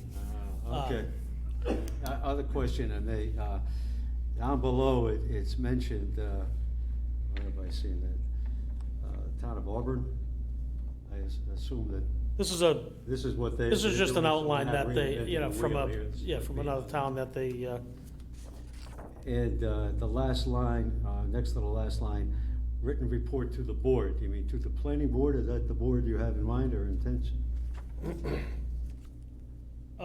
yeah, so the subdivider would be subject to basically the same requirements of whatever their SWIP plan would be. So there would be maintenance and reporting requirements. So again, this is just a rough outline All right. for the board to consider and possibly come up with a warrant article of their own to add to the, not necessarily to the bylaw, but to the subdivision requirements. So that's what I was just gonna say. So if you would like us to add these to the subdivision, to the Town of Dudley subdivision control laws or subdivision bylaws, I believe we can do that with just a public hearing. We don't have to do it at town meeting. Yeah, I think, there are two ways to do it. One would be a subdivision regulation, which the board can adopt without a town meeting vote. Yeah. That only applies then to detention basins in subdivisions. Right. So you wouldn't have jurisdiction over site plans that have detention basins. But I think the intent is for those that are would be accepted by the town, correct? Correct, so of course, that would be at the discretion of the planning board, however they wanted to handle that. Do you intend to require this for basins which will remain in private ownership forever, or just those that would become owned by the town? Well, I think it kind of implies that the MS4 requirements, that's implied with the stormwater regulations, that if you own catchments or basins, that there are requirements for those maintenance issues like this. So if they were held privately, they'd be bound to those requirements. I mean, it could be crafted to encompass those as well. You know, as you may recall, town meeting recently approved an erosion and sedimentation bylaw, and I'm in the process of drafting regulations for that, and that's under the jurisdiction of the Conservation Commission. Yeah. So we could do a cross-reference there as well, so each board would have the same regulations, so we'd capture all of the detention basins over time. I mean, we wouldn't be able to go back on any existing subdivisions, so this No, would have to certainly be it- going forward. Yeah, it would be anything moving forwards, but to Mr. Clark's question as well, yeah, we don't know what the future holds. At some point, some adjustments could be made to this so that, you know, any projects that were developed during the time that this was the regulation and that was the standard, they'd be bound to that from then on. If there were adjustments that need to be made, those could be made on a rolling basis if we found out that it wasn't sufficient. And certainly by capturing something rather than just inheriting these retention and detention basins without budget to support it. Right. It's a step in the right direction. So through the chair, I'm wondering, is this basin maintenance, is this something that typically is done yearly? So, again, there's emerging requirements and actually requirements that are increasingly more stringent with MS4 reporting as well as maintenance requirements that, you know. I guess I'm just trying to get because it's a one-time payment up front for 20 years of maintenance. Yeah, I'm no. trying to get my head around, what would that typically end up coming to for a developer? How much is that gonna add on to his? So I guess, you know, Bill and I spoke about this a little bit, and we ran some, you know, just a wild stabbing guess on, you know, a projected volume for a subdivision. And at a 100-year event with a specific area for ponds, I think we came up with in about the $15,000 to $16,000 range, I think, something that, you know, So that would be about an average Typically, size. and that would cover the 20-year? Well, again, you know, it would be assumed that it'd be in an interest-bearing account.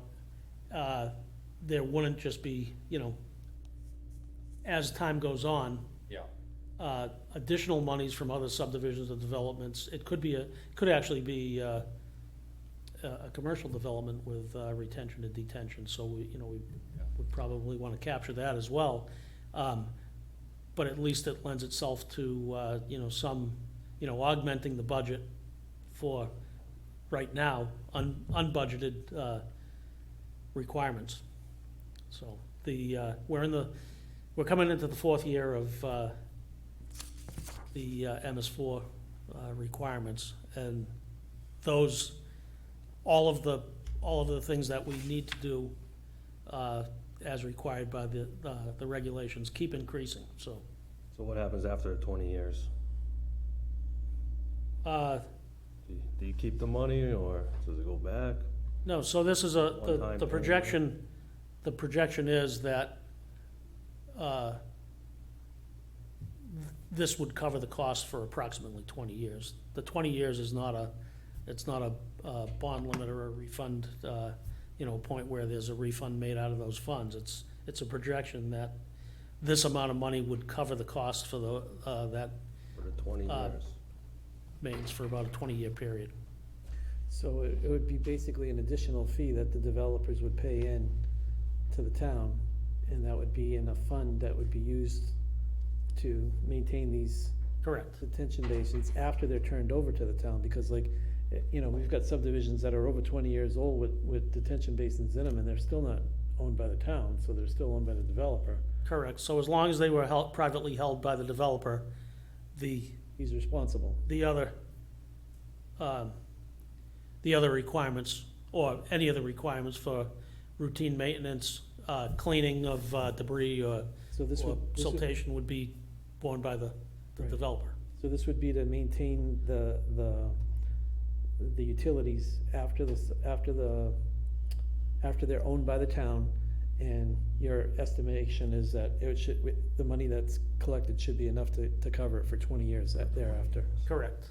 Okay. All right. I think it's reasonable. I don't think it's unreasonable, I think the devil's in the details, over the 20 years. You mentioned an interest-bearing account, what kind of interest are you gonna get that is in excess of inflation, or even equal to the inflationary rate today? I mean, if you go to a bank, what do you get for interest? Nothing. That would I be mean, a- effectively that nothing. would be- And if you go to the gas station, you know that things are going up a lot higher than Well, I nothing. mean, if That would be a question for the $15 treasurer, not for, Yeah, $15 per cubic foot doesn't become enough 5 years from now, then future boards can. They will have to change the amount. Yeah, then we can just raise it, correct? 10 years from now, 20 years from now, that could be Well, this $20. is we want to bake some possibility in terms of changes, Yeah, accommodations. certainly if we find that we're inundated with expenses because of, detention or retention. Certainly the town has requirements for drainage maintenance. We have employees that perform this type of thing. I think, those costs at least cover some of the requirements for inspections or consultation or whatever, but, consultation fees, but, if there's some type of a catastrophic failure with one of the systems related to those, where there's an outlet structure that requires us to buy some type of, Precast concrete. Is this the actual Precast. text from Auburn's subdivision reg? this is, it's basically a forgery, yeah. No, I'm No, you just didn't reinvent the wheel, that's all right. It would be. So, pretty yeah, easy I mean, really to I'm a add firm this. believer, why reinvent the wheel? This is something that they've done. Obviously, we can make some fine tuning or whatever to suit our need. I actually spoke with the planner in Auburn. He wasn't aware of this regulation. I had to go and dig it out on my own, so, How long has this been in effect in Auburn? about 20 years. 20 years? How has it been in terms of actual practice? Is this working? Again, I spoke with the planner, and he was unaware of this regulation. So as far as enforcement, I can't really Doesn't answer sound to like that. there's So if they, a great deal. If reports have been, if Yeah. you're not aware of a report having been submitted at least once a year, yeah, that So I- speaks I- of at you know, I least 20 can't- reports. as far as their housekeeping or the way they manage their dealings, I can't answer for that, but I think it's a good idea for us to try and do this, and again, with all the increasing requirements for stormwater management, and, even there's onus on the developer as well with the SWIP reporting and that type of thing, or NIPD's reports for, Mr. Chairman, I would say at this point, it sounds like the board is receptive to the highway superintendent's ideas, so maybe we should instruct the town planner to coordinate with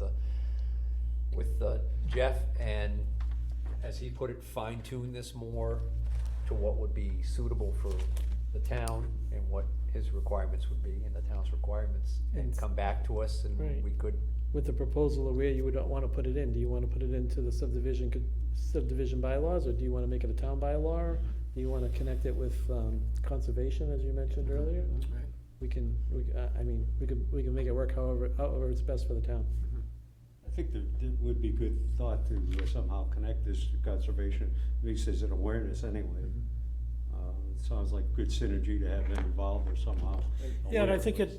it makes sense to do that, and again, however the board chooses to handle it, whether they wanna make it part of the bylaw or subdivision, subdivision regulations, that's at their pleasure, but I think putting it out front so that it's there and, in front of the developers and in front of the people that are gonna be managing or enforcing the requirements for it. And it just gives the town some funds in the future that if there is a problem or an emergency, that it's not coming out of taxpayers' money.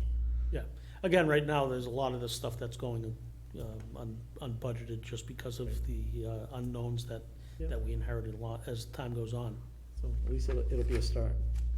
One last question, I'm just curious, when you talked about those regulations that are changing, are they basically making these detention basins larger? Is that what the requirements are? Is that why it's gonna get more expensive? I mean, obviously, other than inflation. The requirements are on the town as far as monitoring and reporting any catchments, any outfalls, maintenance with detention basins, maintenance with the drainage systems, or, even down to, Okay, I understand. I have to report anything that we sweep up off of the streets, anything that we clean out of catch basins or detention basins, the volumes that we're collecting. We've, this year, turned to just using a road salt rather than a sand salt mix for treating the roads for snow and ice.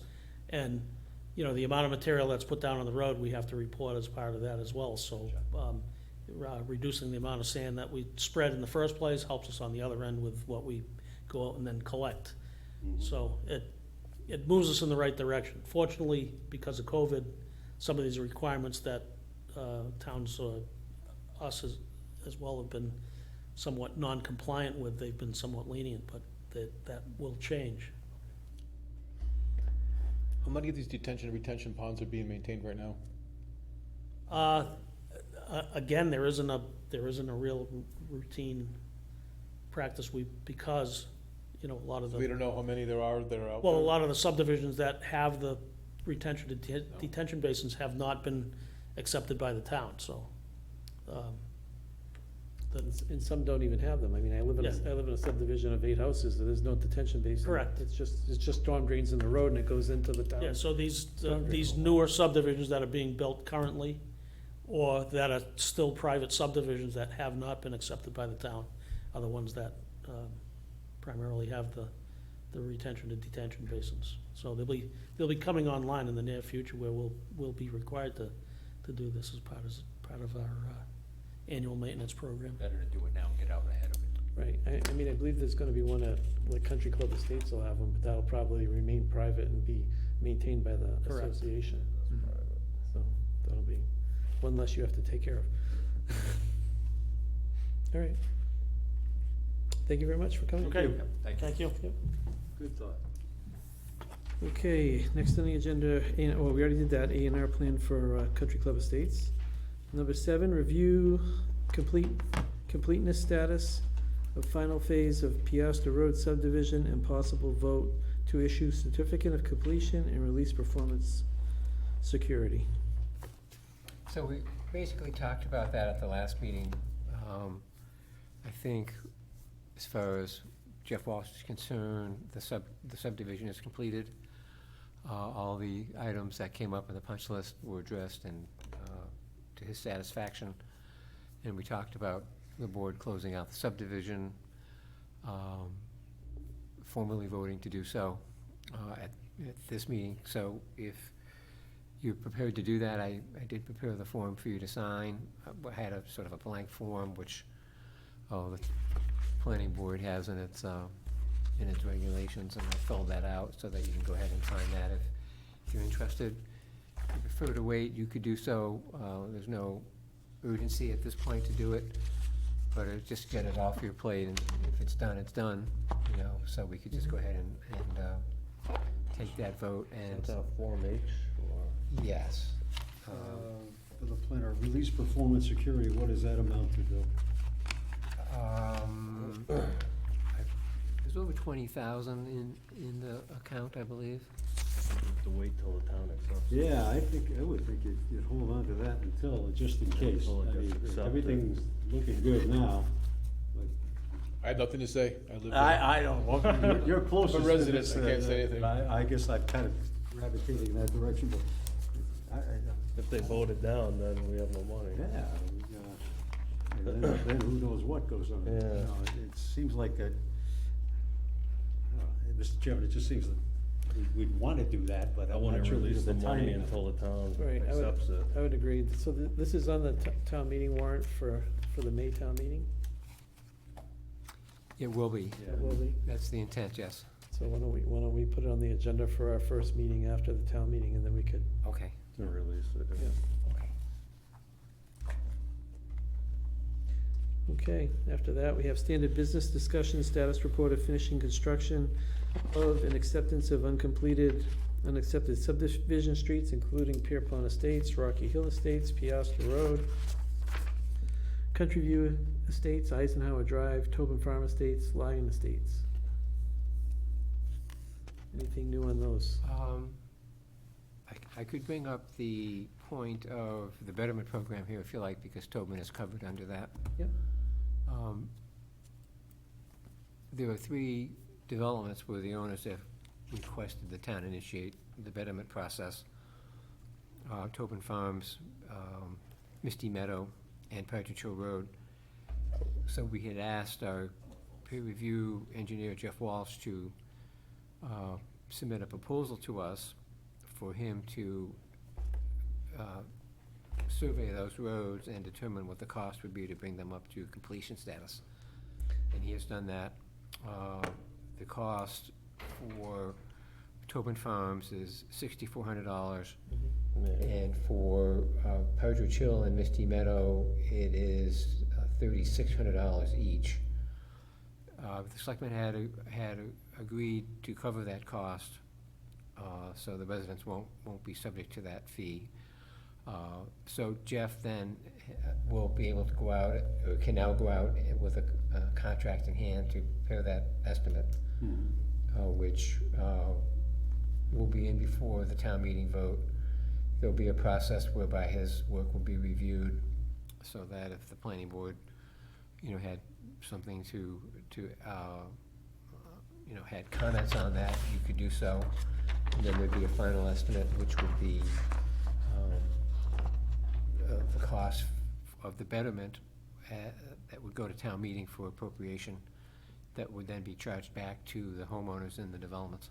Right, and let's just say, like, in the case, let's say in Tobin Farms, after his review, if he would come back and say, well, like, I don't remember the exact number or situation there, but I believe there was supposed to be 4 detention basins built, and there's like 2.5 built. Right, yeah. So there's 1.5 missing, but if he comes back and says, it's been there for 20 years, there's been no problems, it looks like everything's functioning properly, the ones that are there are overbuilt or what have you, would we then have the ability on, his recommendation that we could waive that requirement so that it wouldn't have to, the Sure. additional, Yeah, or Yeah. Mr. Chairman, like we talked about the sidewalks, right, waiving the requirement, because because he's doing all of this estimating before we've even talked about any of this, we have to assume that he's gonna go by the subdivision regs, and he's going to show the cost of sidewalks on both sides of the roads in all of phase 2. No, No, because there's only sidewalk required on the U-shaped portion of Tobin Inner Farm, loop. of phase 2. Who said that? Planning board had approved that waiver in the past. No, they didn't.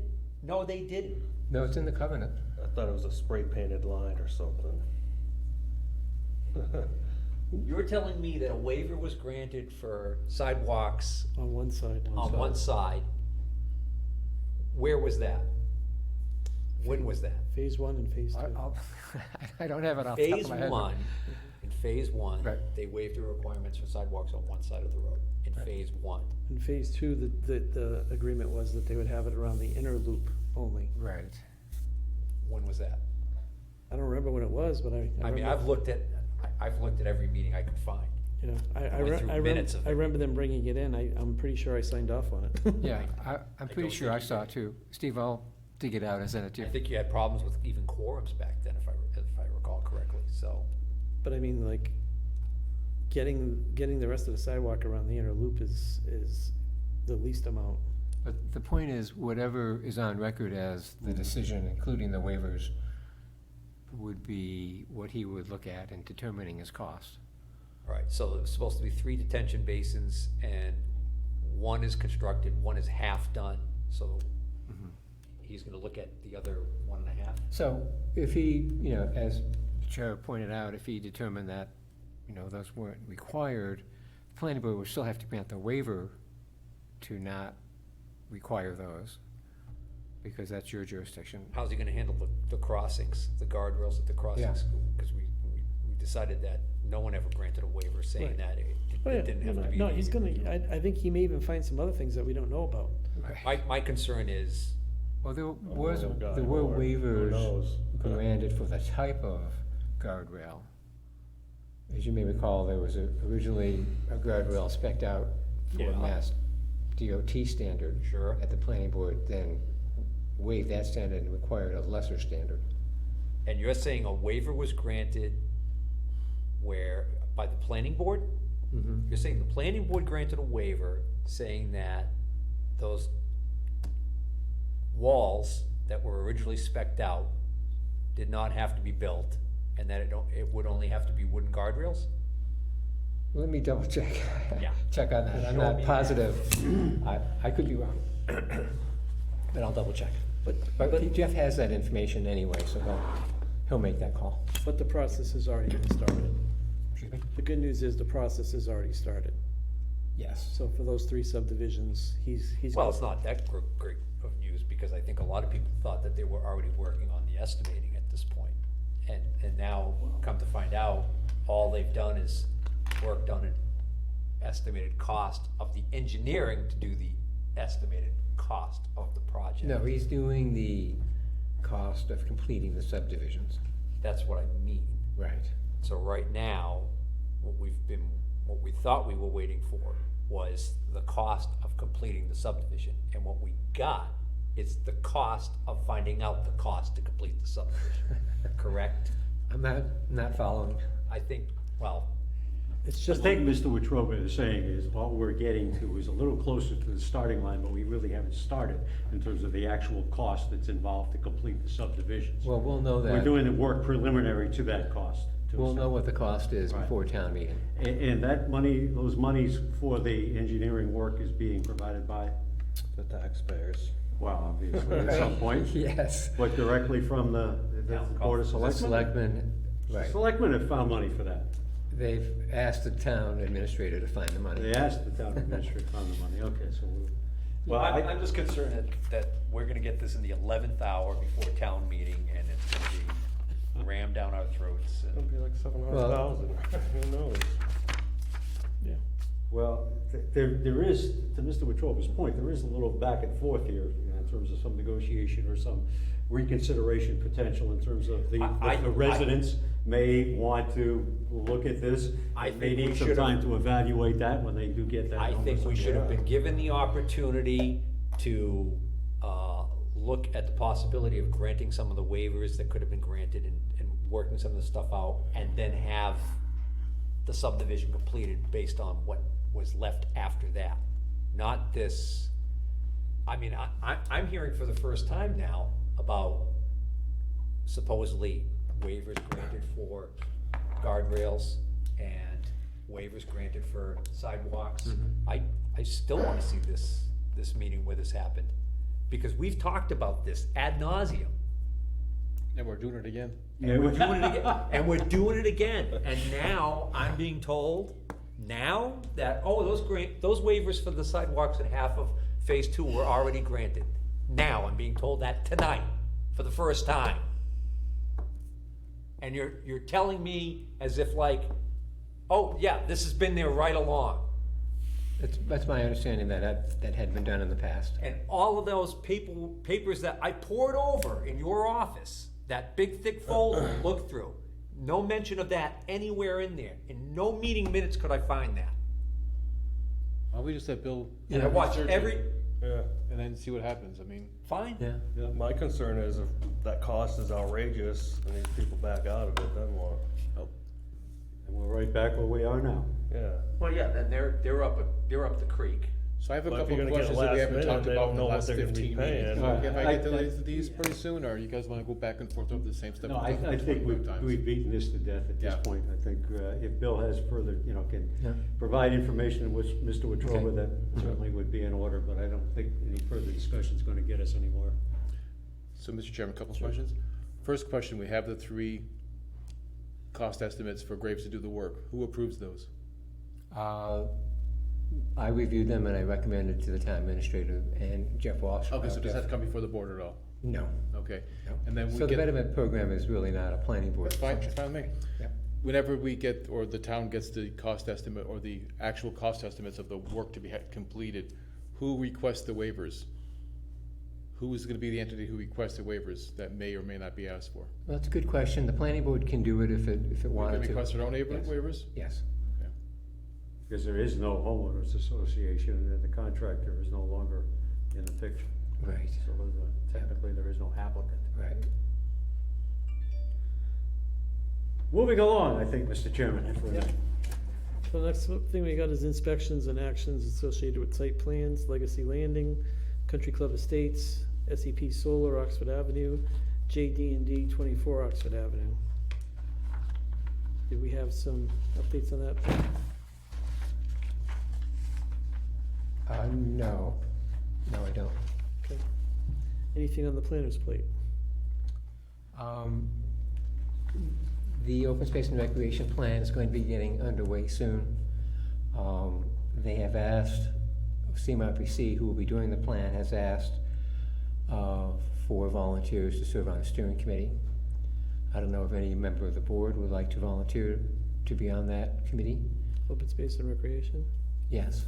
Yeah, So, could be done. okay, You have a volunteer? good.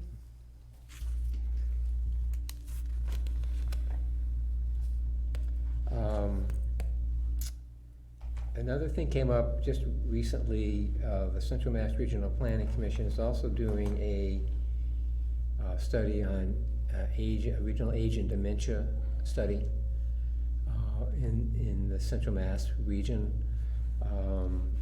The point of the study is to become an age and dementia-friendly designated region.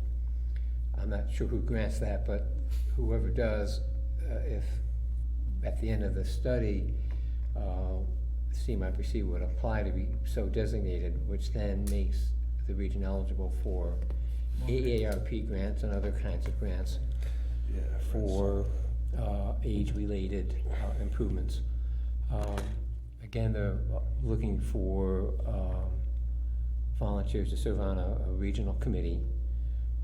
The original email went to the Council on Aging, so I think that's really more their focus. But Richard, as delegate, got that email and passed it on to me, so I'm bringing it to your attention, just so you know that CMRPC is doing this study. If anybody wanted to get involved in that, I'm sure CMRPC would welcome your participation, but that's, it's up to you. Okay. Just as an aside, Mr. Chairman, I would hope that every town was age and dementia friendly. I mean, it just seems like, I mean, have we been age and dementia unfriendly up until this point? That seems kind of strange wording or termination, but an opportunity for perhaps additional funding for some projects that we might feel have benefit to the community. Not just the aging community, but the community at large, and even those who are not in that category may eventually find themselves there at some point in the future. Okay, is that it for the planner's plate? Next item, comments from the planning board? Just to note that there's a CMRPC meeting tomorrow evening. should be participating in that. The focus seems to be on that word equity. Still trying to determine what the working definition is of equity of the CMRPC, but it seems a little vague in my mind at this point. Thank you. Any other comments? No. Oh, I would be remiss, Mr. Chairman, if I didn't mention that we have town election upcoming, and we have members of the board who are running for re-election. I'm not plugging their candidacy in any way, but I'd just like to make the public know or be aware that the election is upcoming and that members of this board are likely on the ballot. All right, thank you. And the next item we have is comments from the audience. Do we have any comments from the audience? Come up.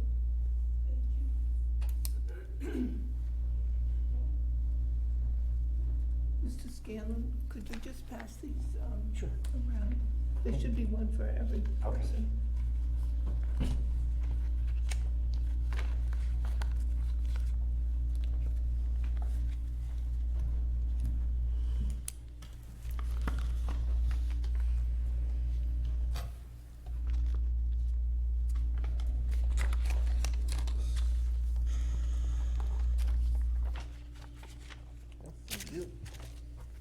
One for you also. Thank you.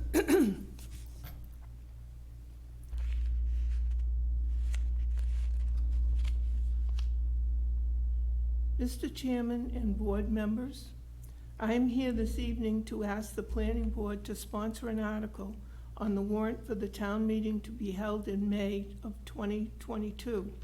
The article I am asking you to sponsor is in regards to marijuana cultivation district overlays.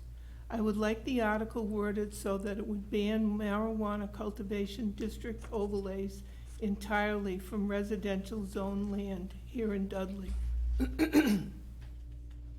I feel marijuana grows should be located on industrial zone land, as are the permitted 100,000 square foot Chase Ave grow, and the second it's permitted tonight, 50,000 square foot Fish Road LLC.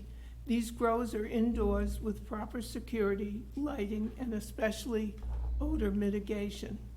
The placement of a marijuana cultivation overlay on a property zoned residential, in my opinion, is the epitome of spot zoning. Growing marijuana creates a foul stench during the growing process, the trimming process, and the drying process. There is no way to mitigate the odor of an outside grow during its 140 to 150 day cycle.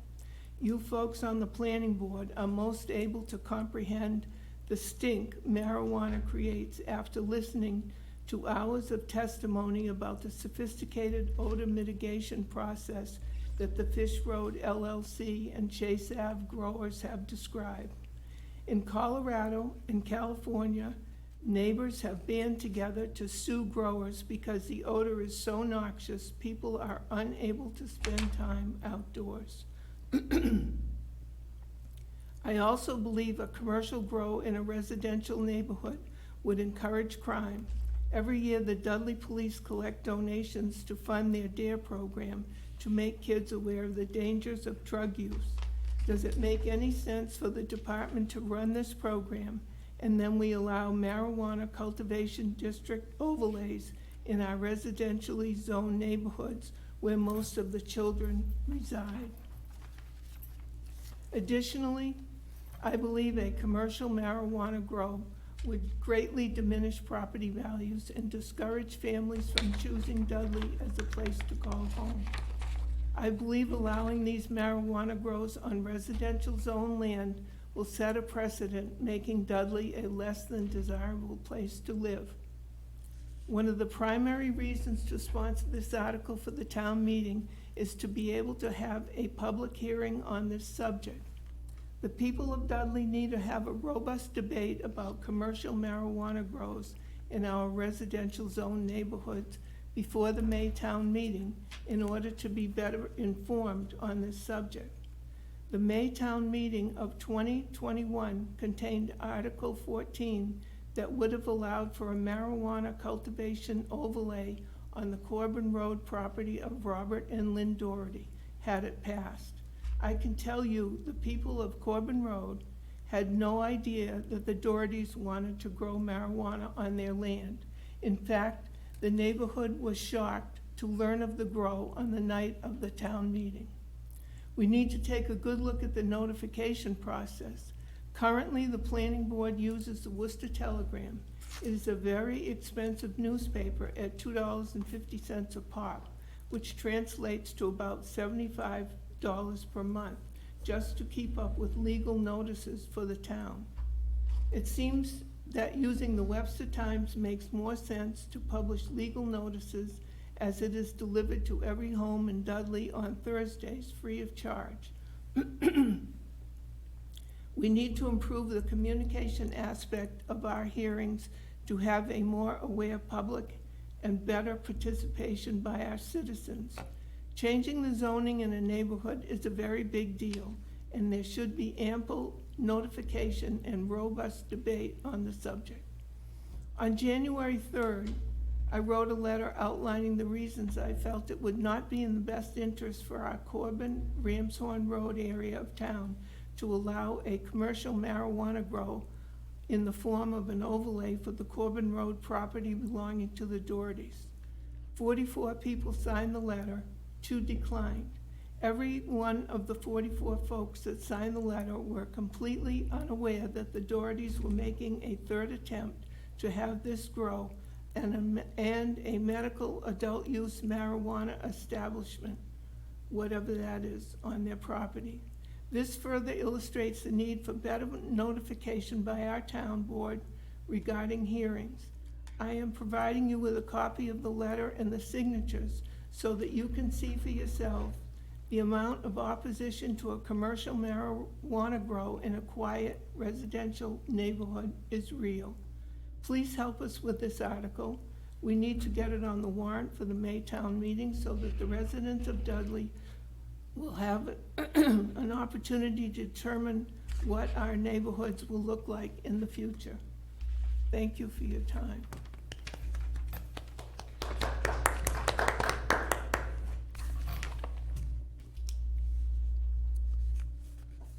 Mr. Chairman, I'm just curious here, last paragraph.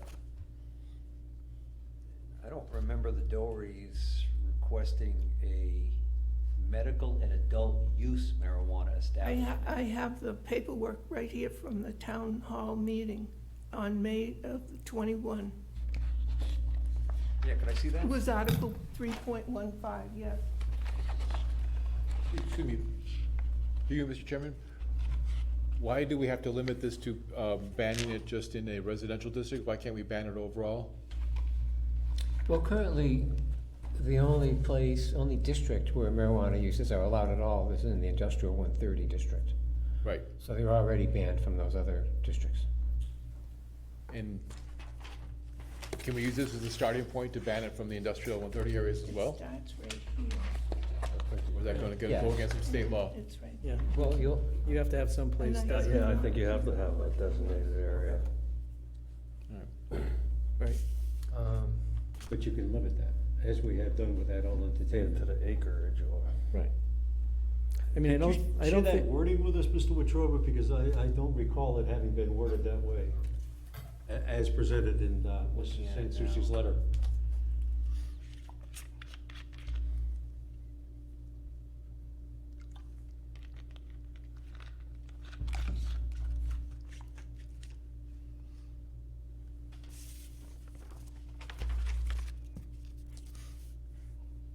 So I'm just gonna read this real quick, out loud, if you don't mind.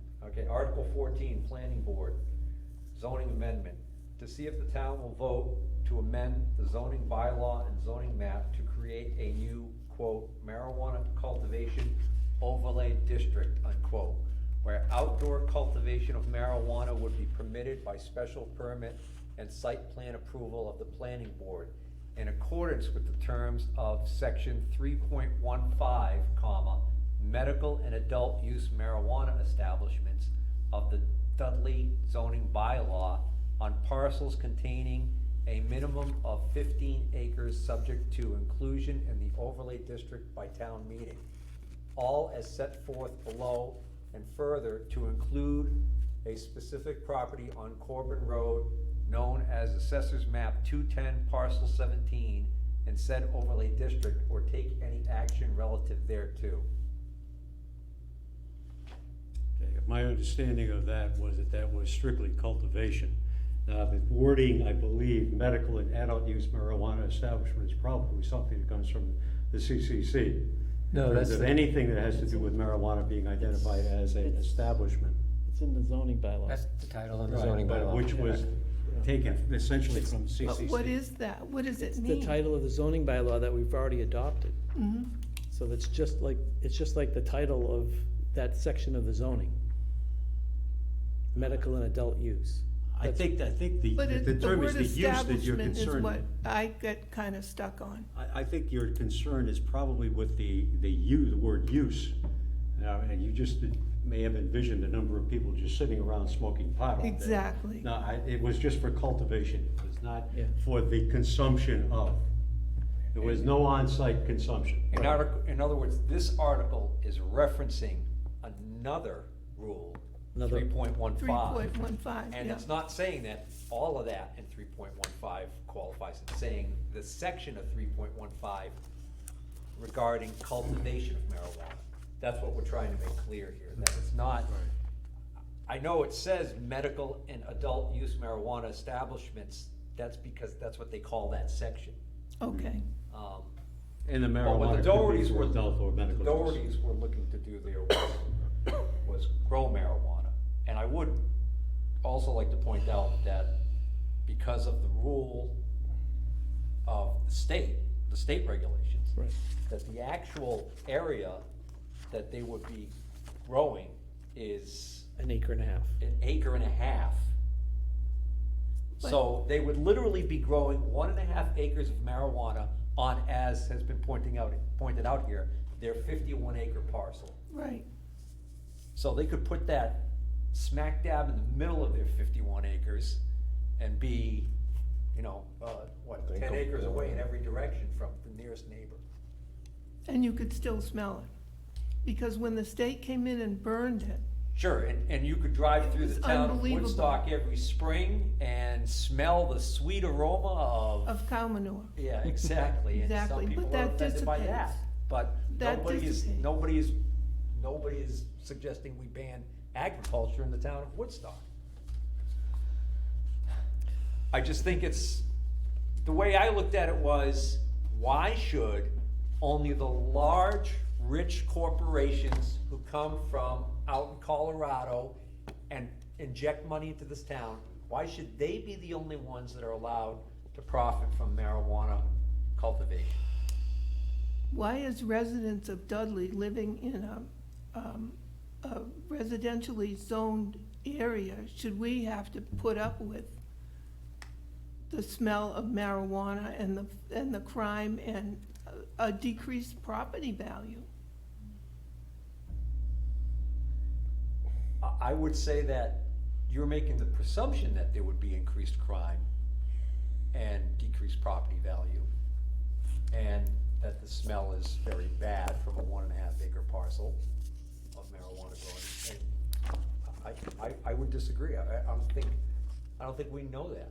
What you experienced in the past with their farm was they were attempting Hemp. to grow hemp, Right. which is, a lesser, It's the first cousin of marijuana. a lesser potent version of marijuana. Right. And they had no restrictions on how much hemp they could grow. They could have put all 55 acres of hemp. Exactly.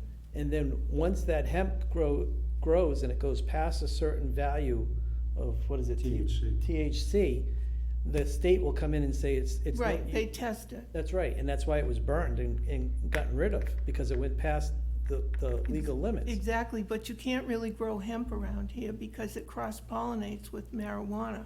Okay, but I mean, we have no idea how much they were growing in the past. They could have been growing multiple acres. No, I'm sure they were growing more than 1.5 acres of hemp, because you weren't gonna make much money if you just grew 1.5 acres. And the fact that they burnt it to get rid of it, at the end, that was probably how the state told them to get rid of it. When you grow the marijuana, at the end of your crop, when it's done, they cut it and they take it away. And even the leftover plants are cut and taken away. They're not allowed to keep anything on site. Exactly. So, I mean, I think what they were proposing for this 1.5 acre marijuana growing facility would have been a lot less of a nuisance to any of the abutters than what they were doing before with the hemp. Because the hemp, the only regulation is it can't go over a certain THC value. They can grow as much as they can fit. May I quickly? Hmm? I don't see in any of those documents that you gave us that you're asking for us to further review the Doherty's plans, correct? Doherty's plan is- Right, so I don't know why we're talking about that, first of all. Second of all, the Dohertys don't have plans to put this on the, so a second reason why I don't understand why we're talking about it. What we should be talking about is a citizen's petition here to ask the Dudley Town, the planning board to sponsor.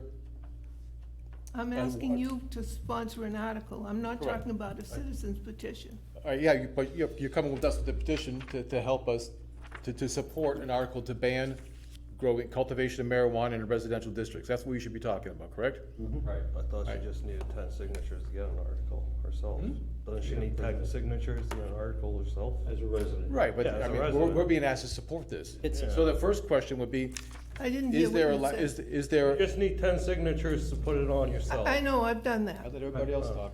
You're looking for us Cut support. people out left and right now. To sponsor We can't. the article. And I would Right. like to have a public I'm hearing. trying, I'm trying. I think that's I'm important. trying.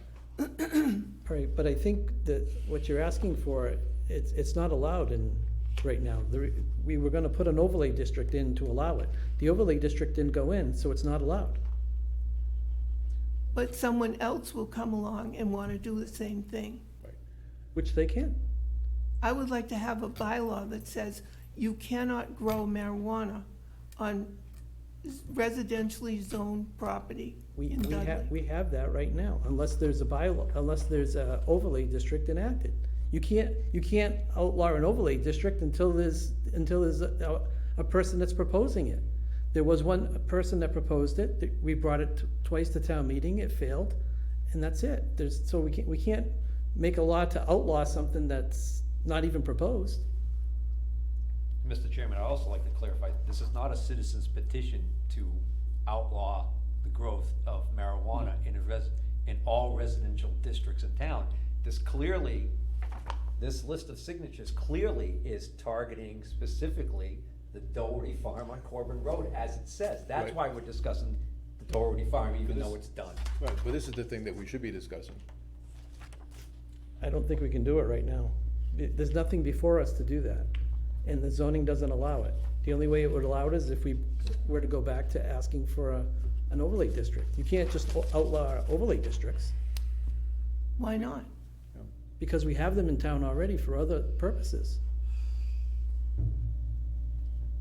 Well, there has to be a way to keep a marijuana grow off of a residentially zoned land. If somebody on the top of Dresser Hill has a 100-acre farm and they decide they want to put an acre and a half up there and there's nobody around them that can complain, why would we want to stop that? Because I absolutely do not think it's a good move for the town of Dudley. That's, Cultivation I district. think Mary's at the point there. I think all of us would feel better if they were growing Legos as opposed to marijuana, but they're not. And one of the things that was brought forth by the Dohertys was, as they understood it, I think in their particular case, was the survival of their farm, and likely the survival of other farms in town in terms of needing something that was a quote, cash crop, if you will. And this was one of the options available to them. And precious few in terms of anything else. Just as a matter of economic necessity, if you will. But again, I mean, I think right now, all we can do is just go by our current zoning until somebody brings something else before us. But that's a problem too, because the notification does not work.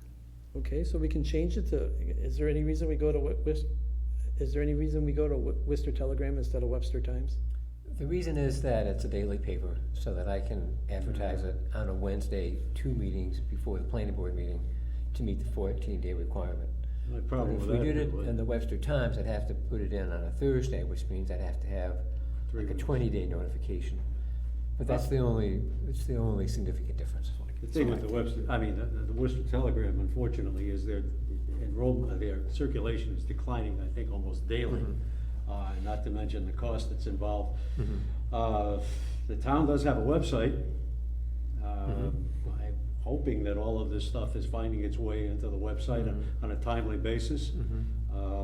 That certainly would be a the low-cost option as far as any of this is concerned. You still have to publish it in the newspaper. Right, you Yeah, still have to if the- publish it, but Yeah. for those who are not subscribing to the Worcester Telegram, You could read the you'll have another option or another alternative there. So that's something we can change, we can advertise in the Webster Times if that's. Just gotta plan ahead to make sure we've got the 20 days instead of the 15 days or 14 days. Right, correct.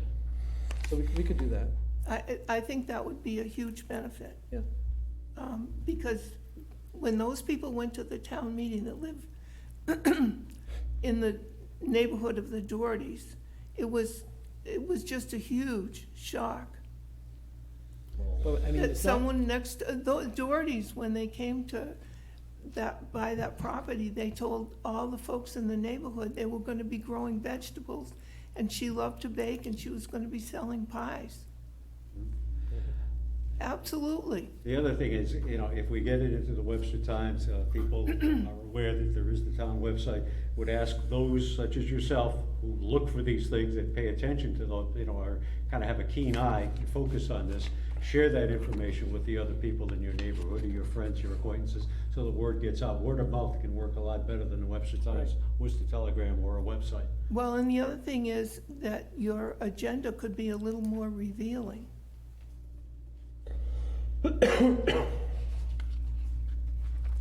I mean, It could be more specific. okay. When the Dohertys came in to ask you to sponsor the overlay, your website said discussion of possible zoning bylaws for the town meeting. And these people came in to get you to sponsor an overlay to grow marijuana. Well, I mean, there was an article for zoning, and there was other ones too. I mean, we've got some that are coming up right now for business zone on 131. I mean, we've got some that the town are asking us to sponsor. But it could be kind of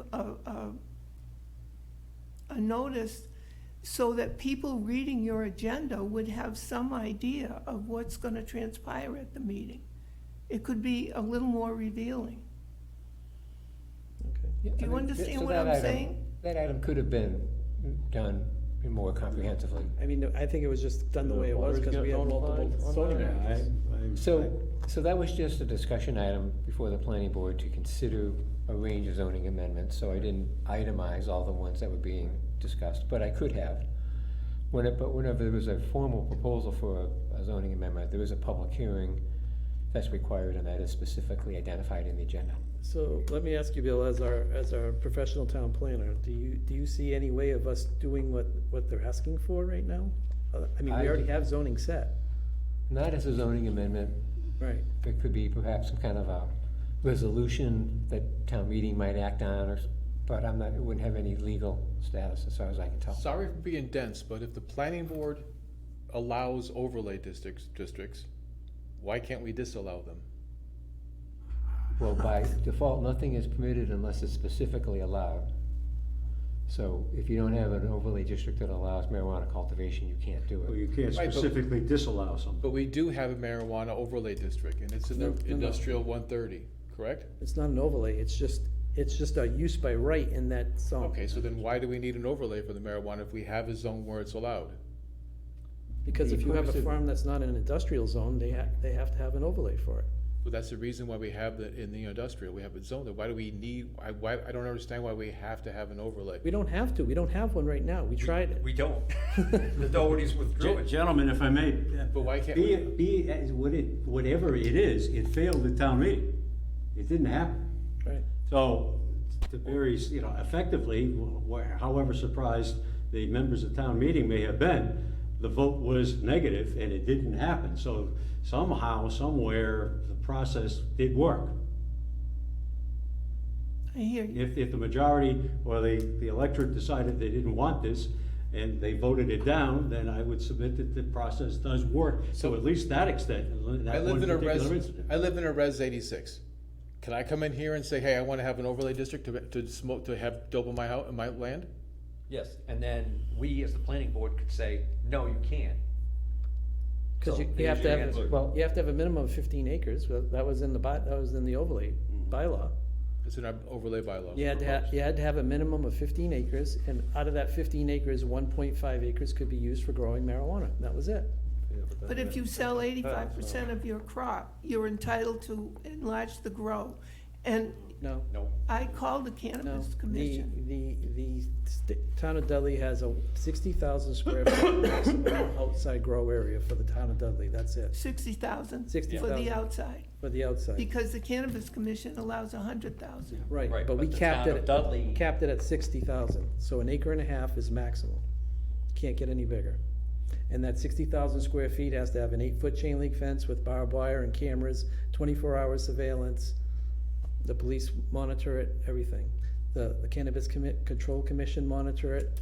I mean, I know you're afraid that there could be,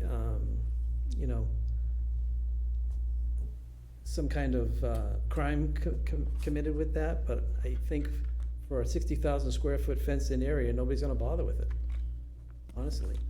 Especially if they know it's under 24-hour surveillance. I hope you're right. Individuals are allowed to grow, 12 plants? Per No, lot. 6. Per person, isn't it? 6. In the state? thought it was Something to that 12. effect, Bill? What's that?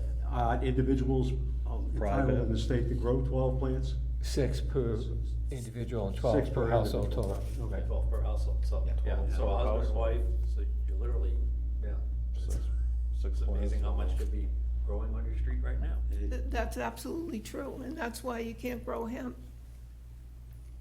So, I mean, Thank you. Well, we thank you very much, Leah, for Yeah. your interest and your involvement, and we urge you to keep, the people in your neighborhood and your acquaintances aware and involved, and hopefully we'll come up with a better mechanism in terms of getting information out to you. Well, hopefully you'll use the Webster Times. Well, that's one possibility, but please don't discount the thought in terms of using the website and calling someone, another option.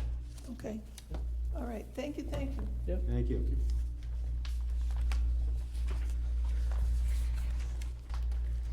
okay, that's, takes us to other business. Set next meeting date, March 23rd. Is that 2 weeks from tonight? Was it? Yes. Yep. We have some approvals of consultant vouchers and payments that need to be made tonight. So we have one for Gatehouse legal ads for Fish Road definitive plan, Graves review of Fish Road definitive plan, Graves review of Fish Road marijuana cultivation, Graves Solar Array pre-construction conference. So would somebody like to make a motion that we pay those vouchers that were just listed? Mr. Chairman, I would make a motion that we pay the vouchers as indicated for our agenda. Okay. Do we have a second? I'll second. A motion and a second, all in favor? Aye. Aye, unanimous? Mr. Chairman, just to bring something up and ask the planners' thoughts on this. Having past experience with the Library Board of Trustees, the practice there had been that each of the Library Board of Trustees, each member had to sign all of the warrants of the bills. We were able to get past that and delegate that authority to the librarian, the town librarian, as opposed to trying to chase people for signatures because they were left out in the library for people to sign at their convenience. Is there any mechanism by which we could streamline this process, if you will? Yes, we could do that if you wanted to. We need to change, we don't have bylaws as such, so does that Correct. go to the town bylaw that has to be modified? No, if you want to designate me as a signatory for the vouchers, I'll just let the other Do you department heads know. still have the stamps in the office for the planning board members that you can just stamp them with the signatures for us? I've not seen them. Okay, they used to have signatures of everybody's name. I doubt that my signature or Mr. Wetruba's would be there, or Mr. Shinaki's. 'cause Yeah, I don't definitely think not. we've ever seen Okay. any such stamp. All right, Yours may be there. yeah, okay. I mean, if you wanted to, from now on, I will, Because I think typically on these. say by vote of the on board these, and I'll sign it. Vouchers, it only requires 2 people to sign off, right? We talked about this quite a while ago, I remember, talking Okay. about. Yeah, I We've think done we it, need to give we've do done something it on a something. case-by-case basis in the past. Yeah, I think if you just notify Otherwise, us that they've come in and we know about it, I think it's okay if you wanna. Well, you need to approve them, Okay, so we can approve them and then you can sign and off. then I can on sign them, yes. All right, so we made the motion, we approved them, now you can just sign them off. Yes, okay. Thank you. Just keep fewer sheets of paper flying around, you know. No, great And the idea. other notices, the Central Mass assessment for FY 2023, has that come in already? This is just a notice of the amount, the actual invoice will come in at the start of the fiscal year. Okay, So that amount is $3,586.67, just so that you're aware of it. and then what's this Yeah, what is it? mini GIS? This was another piece of information that we received from, CMARC received, that they have a JS program, The maps. and communities can participate in something called the Muni GIS program, which is a pay-for-service Okay, idea, in that, That's rather expensive, is that? I thought it was too. Yeah.